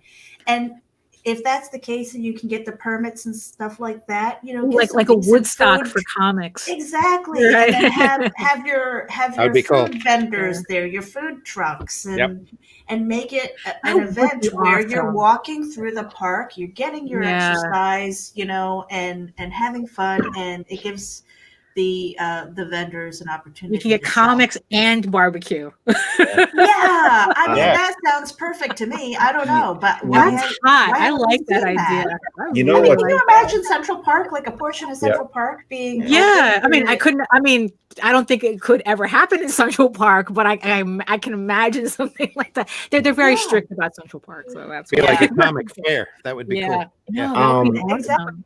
But I mean, why not? I haven't seen anybody talking about that, and it's the convention centers and things like that. I mean, they lost their shirt last year. Yeah. And I know from organizing much smaller events that trying to get anybody there as far as vendors, making sure that the event organizers, chances are they don't own that hotel, so they had to put down a deposit. Right. And then they had to make sure that they had the vendors who were going to support it and all of those things. And then thinking about all the money that was coming in, now they have to return it. And they probably didn't have it because they needed to put down the deposit. Yeah. So I see No, like a Renaissance fair, but with comics. yes. You I know, mean, it's like- wouldn't that be friggin' That awesome? would Yeah, be awesome. That's not too far from something Yeah. event a guy tried to do here in Michigan. Because it was outside and it's Michigan though, it did not fare Well, well. He chose the worst possible days to do it on. It was like December 5th or something. No, he went for July. He just chose like Oh my God. the crappiest days in July where it was just raining, and he ended up not being able to do his event. Right. But I did want to say that Space in the Small Columbus. Press Alternative Comic Expo, Yeah. over in Columbus, every year Bob Corby does that event. It's just all indie comics, and they have food trucks that pull up outside. Yeah. Usually 3 to 4 food trucks that they pull up, and they're there all weekend. And I look forward to the food trucks because there's always something new. However, last year I didn't, because last year, or not last year, but the year before last, because they canceled, last year's show. Yeah. I remember our Indie Volta interviewer. She was like, "Oh my God, I love food. I love food." Well, I found out something about women who are models that love food. They don't love food. They don't love food. They love to pick at food. Okay, they love to pick at food and then throw it away. So I had already bought this. I'm sorry, I almost called out her name. Lord help me, walk me through this one. Okay, I had already bought this young lady a meal, which she ate like 3 bites, 4 bites out of. When we got in the convention, she decided she was hungry again. I bought her one of these chicken sandwiches she thought sounds delicious. I bought that for her. She took how many bites, Lola? 1 bite, says Lola. Lola counted 1 bite, and this. I'm sorry, because the sandwich is $15, and she threw it away. I remember seeing it in the trash can, and I heard Arms of an Angel, I'm sorry, playing as I looked at that sandwich. And I'm sorry. I just wanted to say, that went to a dark place. I'm sorry. Wow. But, I don't appreciate it. James Eric Hodson, the Dreaded Dinosaur, says, "I'll be in Miami end of the month for Otaku Fest. We shall see." Yeah. I mean, to tell you, I mean, I think that venues like Disney have already proven it's possible to run a place like that with that amount of people and still hold safety protocols. Mm-hmm. So it's like I don't see, as long as a convention is really willing to stress the safety protocols, there's no reason why they shouldn't be able to hold an event. I mean, I don't know. But then again, it might be an insurance thing too that's keeping them from doing shows. I mean, because they might be willing to do what it takes. The insurance companies are going to be like, nah. XG Studios says no climate control for paper products. Just saying. Wind and humidity. Let's say I've seen it before, or I've seen it done, but you need paper prep or proper prep. to make sure you get the right type of tent. Yeah, no, it's true. Yeah, I mean, there's certain an outdoor show. There's certain things that we would have to take into consideration. Like, of course, you cannot have a barbecue and paper products too close together. M3SOZ says Tales from the Spinner Rack would be a good video series for Randy. Oh, there you go. Yeah, you'll pick one comic. You know what we should do? We should do like fireside chat. I thought about doing a couple of videos like that because there's a lot of the books up here I have there just because they're special memories of mine. Why don't we just like get you a nice roll, a pipe? We'll sit you next to us. Fireplace. You can pelt spin a rack. Let me tell you about this comic. You can go to everything. Comic Piece Theater. Sit there and spin the rack and just pick one off. I remember this. Yeah. Hello, boys and girls. Yeah. Hello, boys and girls. I remember this. It's comics made by a man who get a smoking jacket and a working fireplace and be good. Big comfy chair. Put the spinner rack next to it. Just spin it. Grab one. Yeah. That way they can hear the squeak. Yes. Get the full ambiance, the whole ASMR experience. Yeah. In Indie Vote Radio says why, and this is from Brittany. Which Brittany's in quotation marks, so okay. So Brittany, air quotes. Allegedly. Yeah, Brittany allegedly. Yeah.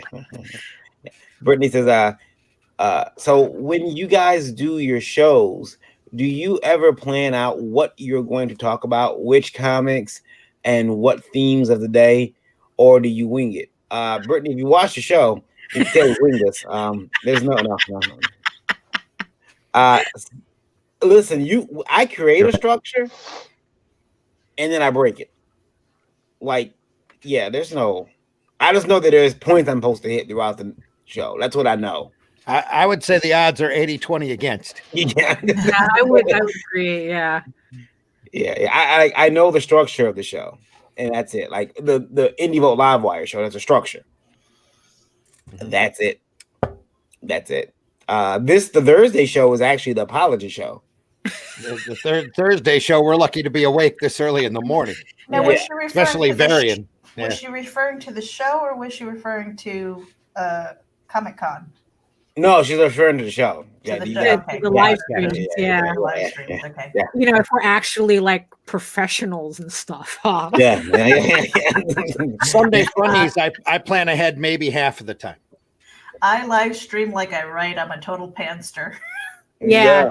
I mean, I just did a live stream yesterday and I had no idea what I was doing. I was just happy everything was working. Yeah, I don't think we work on, like, I used to try to have like a script and everything and stuff to know, and I just try to hit my marks now. There are marks. Well, I got to talk about this. Randy. That happened. How long have you two been live streaming the show? I don't see any marks. However, Groucho marks maybe. Yeah, me and Randy have gotten we've gotten messages from Thanos and Practice before about about what we were saying, and oddball copyright strikes from people who didn't need to do it. So or didn't have any reason to do it. Yeah, that's been funny. Comics classics of Randy Zimmerman, instant award-winning show, says XNG Studios. There you go. Grant says I was literally typing that question. Oh yeah, so yeah, we don't plan on any of this. It happens. You guys give it to us, and we. Also should mention Randy Indie Vote Radio 43710. Hello. We appreciate each and every one of you. Oh, yeah. Thanks for listening. Yeah, I don't see the countries, but I see the number. We're just happy you're there, folks. Tell a friend. There's also an email here from someone that says, fan mail from some flounder. Yeah, fan mail from some flounder. Anyway. I wouldn't, and I guess this is from yesterday. I wouldn't do that. I sent my sketchbook out, and though it had only 2 pieces in it from close friends, never received it back after sending it to another well-known artist. He claims he didn't get the book. I would advise against sending out any sketchbooks. Yeah.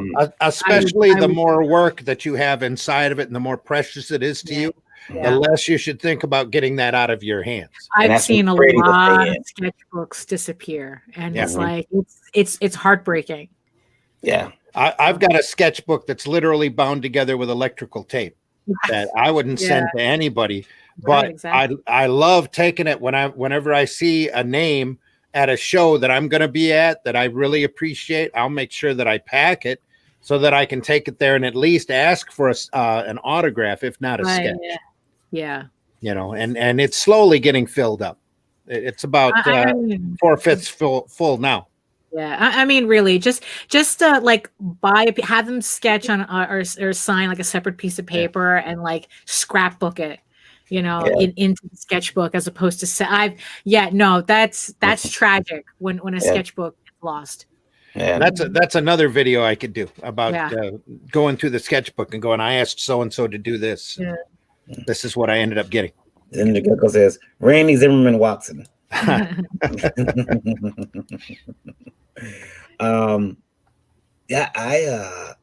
wouldn't send my sketchbook in the mail. No, even though it just because it's the risk.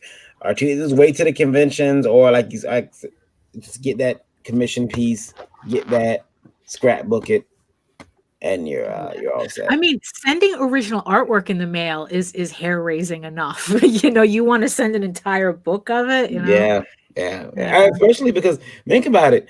Some of these people you're sending that script to, that book to, they're fans. So they look through your book and they see this, you know. Oh, well, it's not that, it's like it got lost. Yeah. Yeah. I mean, can you imagine you get your book back and your Mike Turner piece for me, my Michael Turner piece is missing. I'm like, no. Yeah, it turns into a very precious memento. Yeah, I've heard that happen too. That they get the sketchbook back and their sketch is torn out. Yeah. That's not good. Yeah, I'm going to your house. I know your address. Yeah, no, for real. I'm coming to your house, bro. I'm calling prepaid legal before I get there.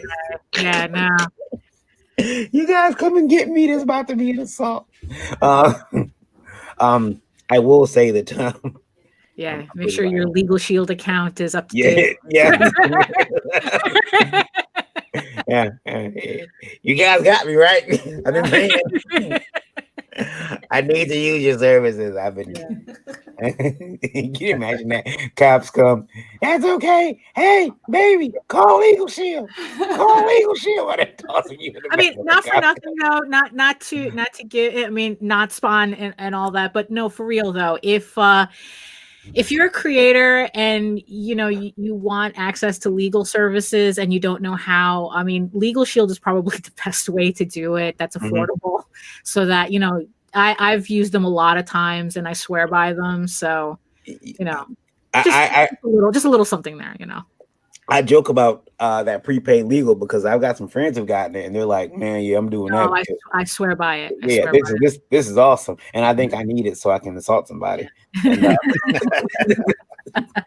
I'm skating out of here. I'll be in the interrogation room. Cops come in there. Say, assaulted that guy. Hey, get out here, Stabler. I'm not talking to you. Get my lawyer. I've already lawyered up.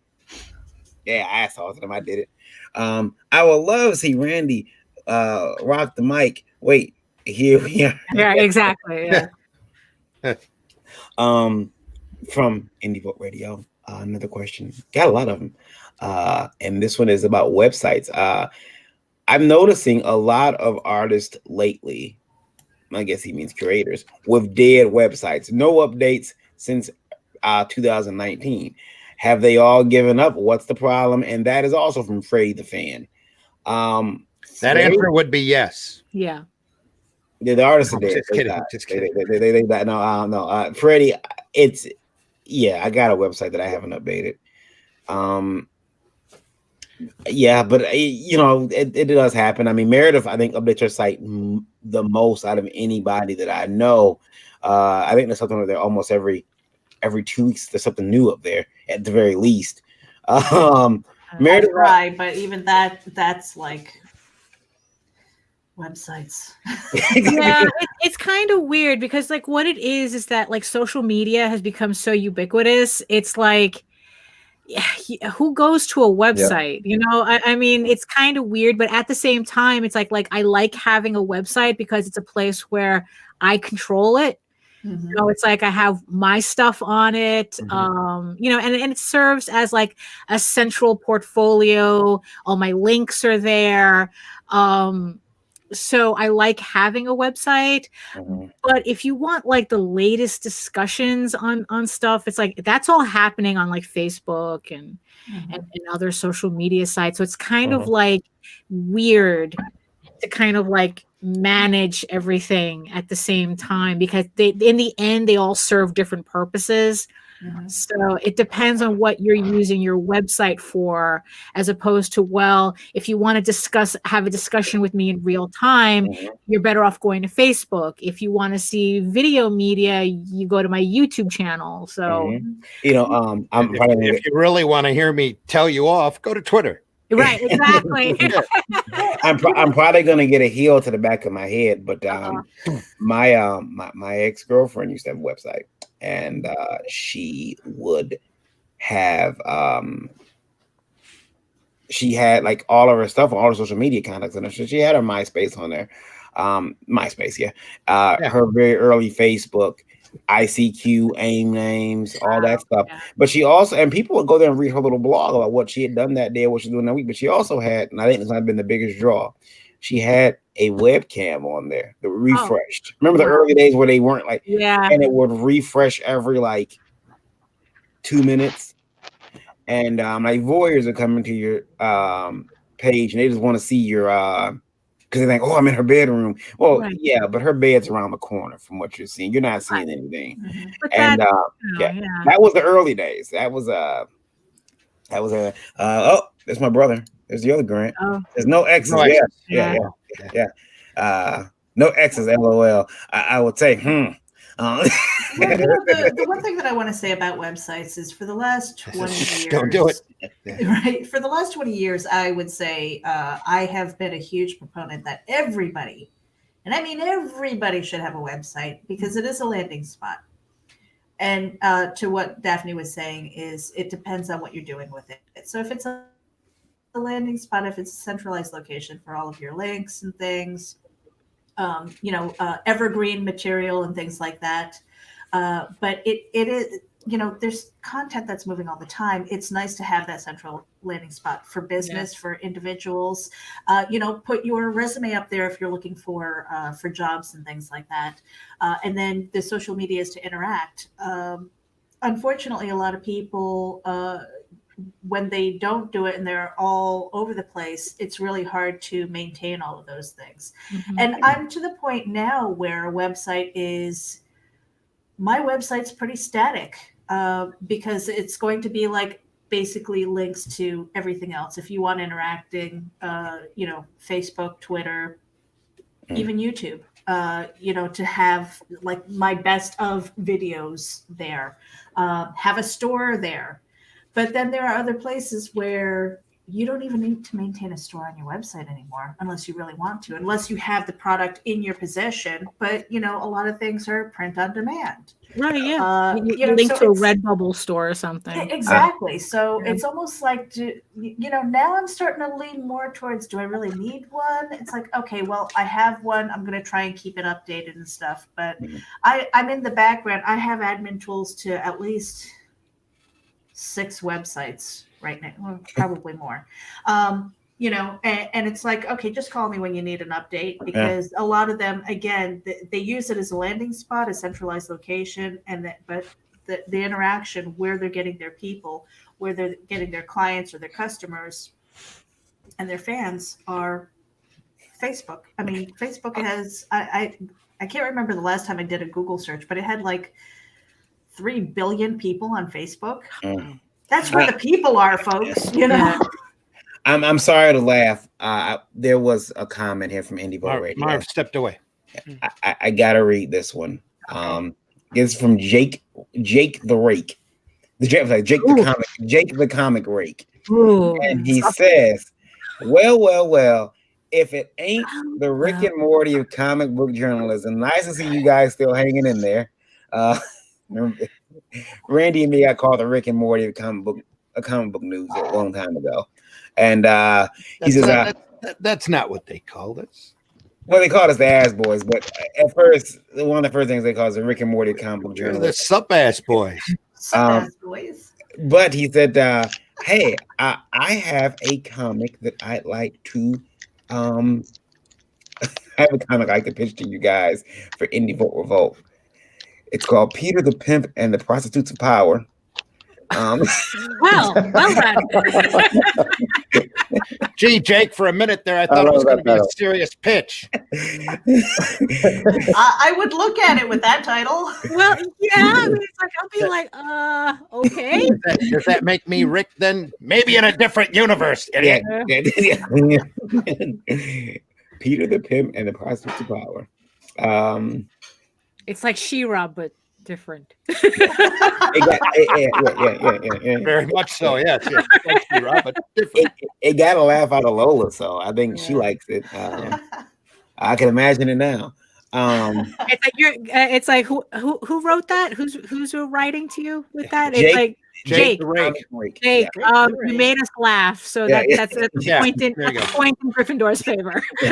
We'll get on that right after Captain Dildo. Maybe it'll be in the same book. Barry Murdy and interesting says and the Crockett. I think that we got a hit there. There you go. I will let you guys take it from there because I'm done with these questions. These are just I smell a crowdfunding campaign from Jake the Rake. Yeah, I would. Yeah, I think. Do it. Yeah. Although I wouldn't be probably Indiegogo might be safer for you. I would think Kickstarter would get a little persnickety about that. I don't know. I've seen worse on Kickstarter. So you can do it. You don't want to end up like Jolly Roger with 80 boxes in your. Right, yeah, but he had it wasn't just comics. He had 80 boxes up. So just don't buy little extra accoutrements that are adult. Just stick with the artwork. At least at least with artwork, you can say that's like, well, it's art, as opposed to pornography. So it's like exactly details. Yeah. I will say the last question I read from Indie Vote and then from Indie Vote Radio's last question I got is how do you guys come up with anything original? Every time I start drawing a character, I realize that it's a derivative of something else. Sometimes happens in the writing too, but I've learned how to stay away from it. Character design is a big problem. I know there's something new under the sun, but this is getting to the point where it's ridiculous. I literally can't create anything without someone saying it looks like this character or that character. What do you guys do to break that? We think we need to do She-Ra, only different. Yeah. Yes. Yeah. I don't. I just screw it. Who wrote that? Excuse me. Excuse me. Yeah, that was Eddie. E-I-E-E. Eddie, you learn real quick. The general rule is anytime you come up with an idea, especially for comics, there's 5 other people out there who've come up with the exact same idea. And you're all in a race to get this out, but you're all 5 very different people. So the interpretations of that idea and that potential IP are going to be from 5 different directions. 3 of them aren't going to make it right off the bat because they're going to go, oh, you know what? That's a derivative of such and such, and I'm not going to do it. The other 2 guys are going to try to get that out to press, and one guy might get stopped by some reason or another, and actually one version of that might actually make it out there. So what you need to do is think of it from your own personal perspective, try to put your own personal spin on it, and not worry about it being a derivative as long as it comes from you. And as long as you think it's original, your viewpoint, your position on something, your voice, and it'll be a unique property. So you need to go ahead and go forward. Now, don't steal names. Right. Don't steal basic. If the concept is too close, you might want to change it. But 9 times out of 10, especially now, this is why I love this time and alternative and independent comics. You can make it your own. You don't have to be responsible to some corporate idiot telling you that you have to fit IP regulations in order to get something out there. Do your own stuff. Do good art. And if you do good art, it's going to end up being personal anyway, and more than likely unique. I mean, the funny, a couple of things. I mean, on one, it's going to be difficult anyway, because I mean, you're talking about millions and millions of people feeding off of the same culture. So there's going to be overlap in ideas, but like Randy says, it depends on what you do with it. I mean, just because something is derivative, something is a trope, it's not. That's a neutral idea. It's not negative. It's not positive. It's just, okay, this is a concept that repeats a lot in our culture. And the trick is to do something of your own. I guess it's like, to use myself as an example, when we did the Arrow Comics special with Randy and Ralph and Stu, they were talking about Realm babies, because they had a book, they released a book called The Realm, which was like this fantasy adventure, and it was, that book is near and dear to my heart. Well, guess what? Tall Tales is a Realm baby. I mean, it's like I have to find the artwork where it's like JD literally told me to, like, oh, we're copying, like we're doing an homage to the first issue cover of The Realm. That's how close it was. But if you were to put The Realm and Tall Tales side by side now, you wouldn't recognize as one or the other. But that's what this is. It's what's funny is, like, it's the same thing. I had a similar situation that happened with Ego Raven years ago.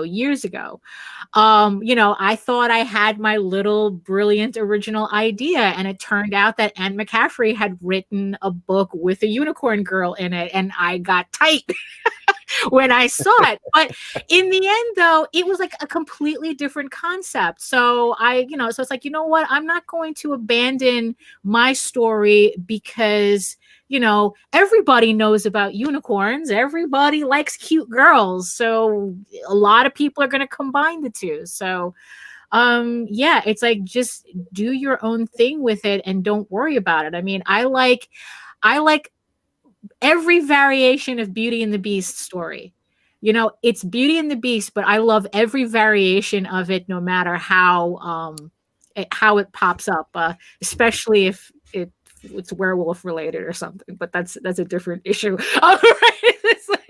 And if I'm sorry to cut it. If you go back on the Arrow special that we did on Sunday Funnies, it was probably about 3 months ago now, you'll find out that though Tall Tales is a derivative of The Realm is literally Ralph and Stu's D&D campaign. Yeah. And how many people do you see take their D&D campaign and put them into sequential art? Not very many. But the point is that they took that concept and made it their own, put their own spin on it, put their own interpretation to it, kicked it out, and called it The Realm. Same thing with Dead World. Dead World is literally Night of the Living Dead, only with Ralph and Stu's particular spin on it. And amazingly, so is Walking Dead, seems to be pretty close to the same thing, only with some other spin on it here and there.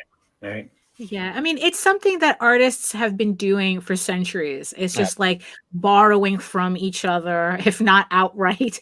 It's like there's a painting by Titian and a painting by Rubens that's pretty much the exact same painting, and they just did their own variations on it. I mean, I wouldn't, unless you're outright stealing, I wouldn't worry too much about it. If you're true to your own voice, people are going to recognize it as your own thing. And anymore, you can literally take any property and tear it apart and say it's a derivative of something else. Right. Absolutely. A lot of people that tell you that, though, are people who can't come up with anything close to original themselves. Right. So you need to keep that in mind, spin your own tales, and just go and do it. But also, also another thing too, it's like there's also people who they can't seem to relate to something unless it reminds them of something. So don't be offended by that either.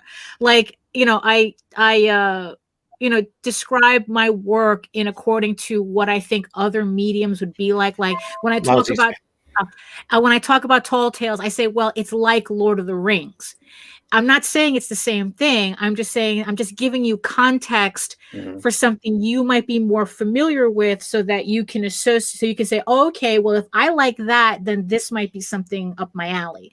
You know, with ego rating, I'm saying, well, it's like Chronicles of Narnia. Do you like The Witcher? This is kind of the same vibe that I'm going for. And I'm like, oh, okay. So, you know, so I don't be offended by that either. That's just marketing at that point. I'm convinced there are people who go through Comic-Con and their whole reason for being there is to walk through and say, that looks like that character, and just to bring you down. Meredith, are you worried about that? I wish your book. Are you worried somebody looking through your book and saying this reminds me of something that Stephen King wrote back in 1972? You know, no, I don't worry about that because I don't do the art thing, so I don't worry about so much as the images. You know, that's on the artist. But when it comes to writing, there are so many letters in the alphabet. There are so many words that exist, and I mean, unless you're a fantasy fiction writer or science fiction and you're trying to make up your own, it still has to be kind of relatable. But when it comes to spinning a story, I mean, quite honestly, I think truth is a lot crazier than fiction sometimes, so it's like, how far can my imagination go and my interpretations of those? So, and nobody else is like me. Nobody has a broken brain like me, or warped sense of humor and things. So however it is that I write or speak or even music, it's the same thing. You have a tune in your head, like, where did I hear that from? It's like, oh, let me see if I can write that down. Marv. Same thing for musicians. So no, I don't worry about it because I have my own flavor and take it or leave it. Go, Marv. Oh no. And we have one thing very, very cool. It's public domain characters. Yes, I'm here. Go ahead. On? Yes, you're fine. Okay. We have public domain. Make a twist about those characters. We can make those characters our own stuff. We can change a lot of their story and their origin, so we can turn those characters to our own too. So it's a great deal that we can. I would love to make a story with Dr. Jekyll and Mr. Hyde. That's one of my goals for this year, to write a story about that. So we have a lot to create. Not only 100% our IP, but we can use public domain too. So that's a cool thing to do. Yeah, turn out to be a lot of fun. Yeah, but if someone comes to you and says, if someone's trying to be a downer and say, oh, well, this reminds me of this and this reminds me of that, just say thank you. Yeah, just say thank you. And it's like, because I've had people try to do that to me, but the thing is, though, they're usually pointing up stuff that is an influence. So like, they're not insulting me. It's like, oh, this looks like ElfQuest. This looks like Don Bluth. Thank you. That's exactly what I was going for. And that's the thing. It's like, unless you are straight up plagiarizing, whether it's art, if you're tracing something, or writing, if you're just basically doing a copy paste and maybe changing a couple of words, that's wrong. Yeah. But just do good art. That's the thing. Make it your own. Empyrean says the same penalties from Battle of the Planets. Personalities. Personalities. Tiny Chiop's Princess repeats in Challengers of the Unknown. Fantastic Four and X-Men. Leader, hothead, big guy. Well, those are Dungeons & Dragons follows that trope too. Lodos Wars follows that trope. But like I said, trope is neutral. Yeah. He says, I always recommend reading TV tropes for ideas to creators. The same story concepts repeat throughout mythology and Shakespeare and daytime TV. Originality is in the execution. Absolutely. Exactly. Trico says, I agree with that. With what Daphne is saying, you can take an idea and make it your own. Even Rick and Morty started out as a parody of Back to the Future, but they made the characters their own. M3SOZ says, no one can convince me that titty armor is not worthwhile. Worthwhile is illustrative trope. Well, if you love it, do it. You know, I personally am not a fan of it, but that's me. But if there's, in the end, there's nothing wrong with it. Empyrean says Jekyll and Hyde would be an incredible story. So many layers of psychological detail to fool around with. Yep. Absolutely. Mark from Grand Rapids Comic Con says the truth is stranger than fiction. We just watched a dude in a Chewbacca bikini storm the White House. Well, we can't talk politics. We saw him storm the White House last night. Can't see John Grisham coming up with that concept. No. Well, yeah, you know, it's a little, you know. Maybe Rick and Morty, though. Yeah. The ninja originality is found in essence. Yeah, I mean, yeah, it's an amorphous thing. I Jeez. mean, who put my name on a list? It's the You're car popular today. Yeah, it's all spam. Yeah. Jeez. Anyway. But yeah, it's like, but the fact that they mentioned TV tropes, like I said, just remember that listing tropes is not a bad, because there's a lot of people who think that, oh, it's a trope, it must be bad. It's like, no, it's not. It's a neutral term. It's neutral concepts. It's what you do with it that counts. Remember, true. We're all drinking from the same pool. Yeah. You know? Yep. Marv, before we go, tell people how they can reach you. Now you can reach me on Facebook and Instagram. So you can hashtag the Sin Killer comic book, and you'll find my social media accounts, and from there you can see what I'm doing. It's going to be awesome, believe me. And stay on the lookout for the Sin Killer. Oh yeah, right? Yeah. Meredith, how can folks get a hold of you? You guys can get a hold of me through linktree/MEREJ99. I have all of my links there, including my Kickstarter. And tonight, I wanted to let you guys know that through Geek Insider Geek Speak, we have Tom Sizemore and Sybil Lake, who are going to be talking about their movie Central Park Dark. And that is going to be tonight at 9 p.m. Eastern. Hope you tune in. Cool. An actual recognizable name. That's awesome. Yeah, I thought that was like, ooh, yeah. The Tom Sizemore. Yeah. Wait, Tom Sizemore. Holy crap. Awesome. Yeah. Oh man.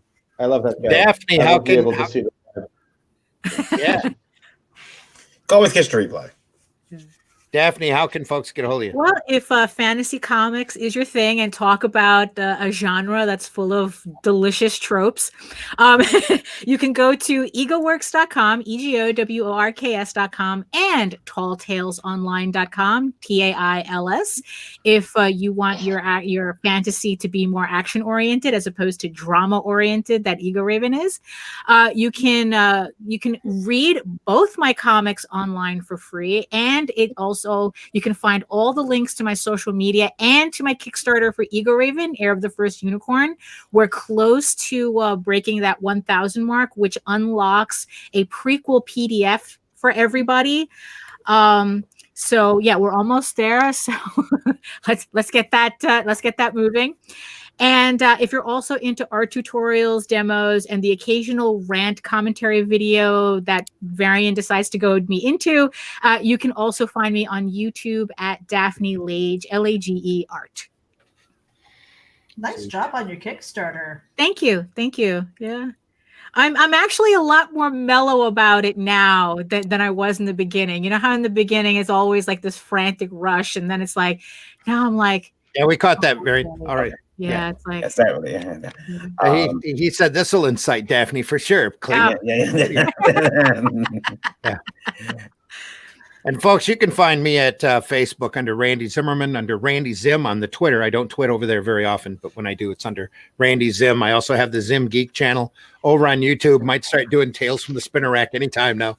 That's ZIMMGEEK. Please go over to YouTube, like and subscribe the Zim Geek channel. And while you're over there, make sure you like and subscribe the Indie Volt channel as well. We don't have enough subscribers over there and enough people hitting the like button. We really want to get up to 1,000 subscribers so that we have to worry about our content and so that we can take on super chats and be occasionally demonetized. Yes. Hey, Please go over to Indie Volt. Huh? Hey, goals. Hey, goals. Yes. Please go over to Indie Volt, the Indie Volt channel over on YouTube. And you can see me. Our next broadcast here on the Indie Volt Radio Network will be Sunday morning. Maybe Daphne will be with us. Maybe we'll have a game plan. You never know. Yeah, it's a seed of our there.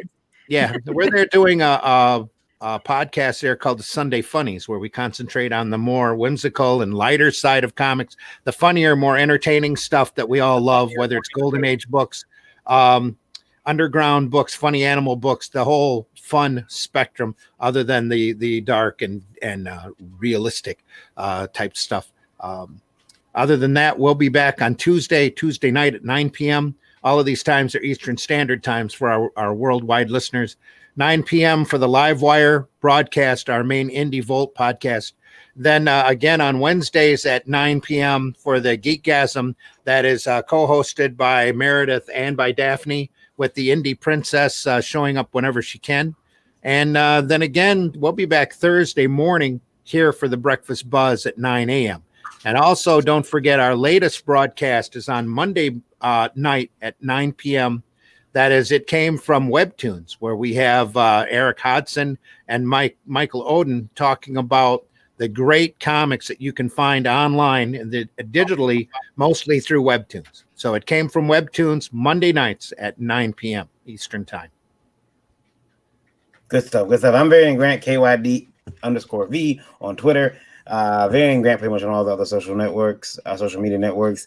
LastCallComics.com is a publishing company that I co-own with the Indie Princess.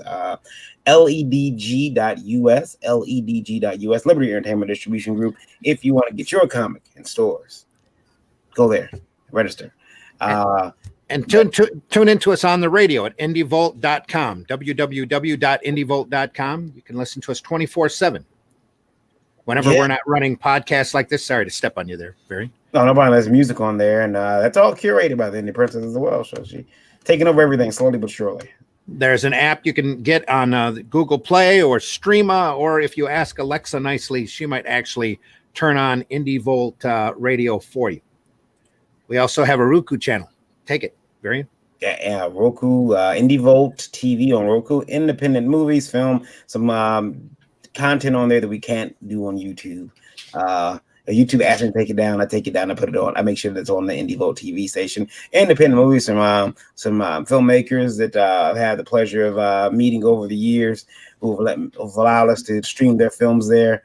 And some more stuff coming this year that I'm really excited about putting up there. So it's free. This year promises to be very exciting. So stay tuned.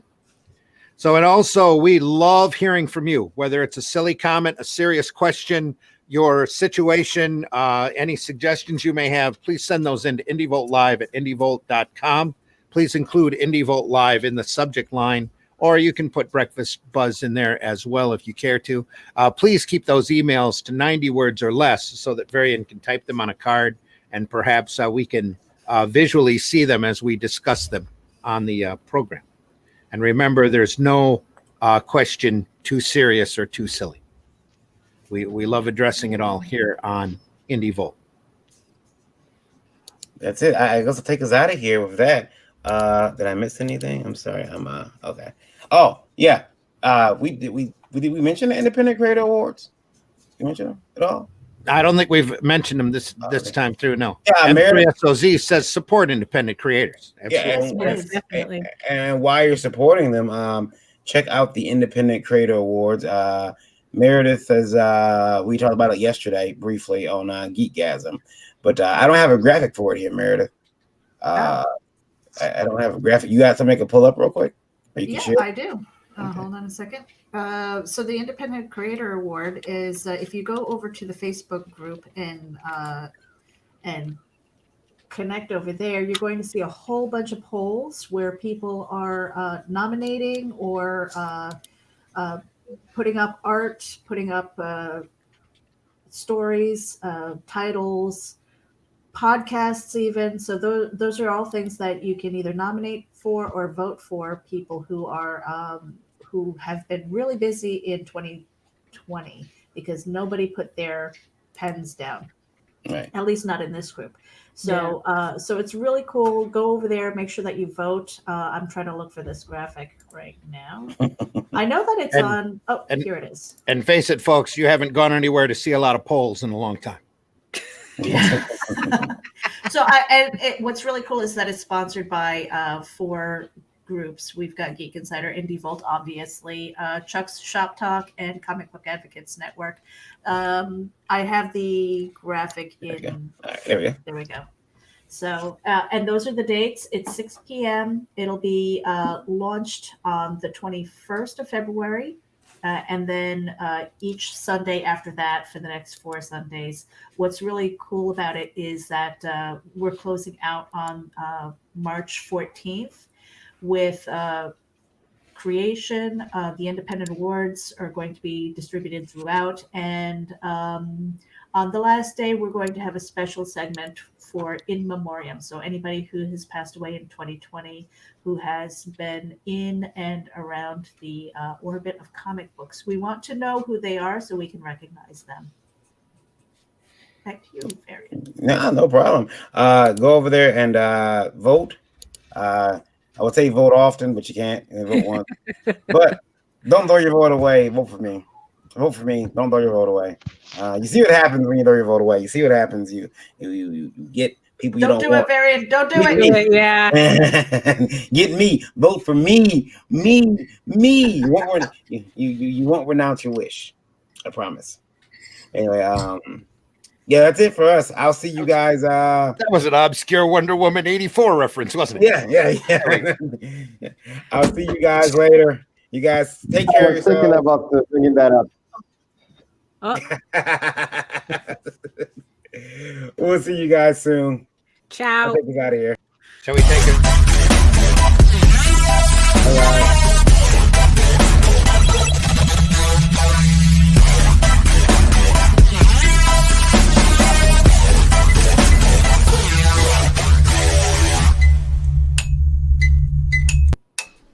How dare you?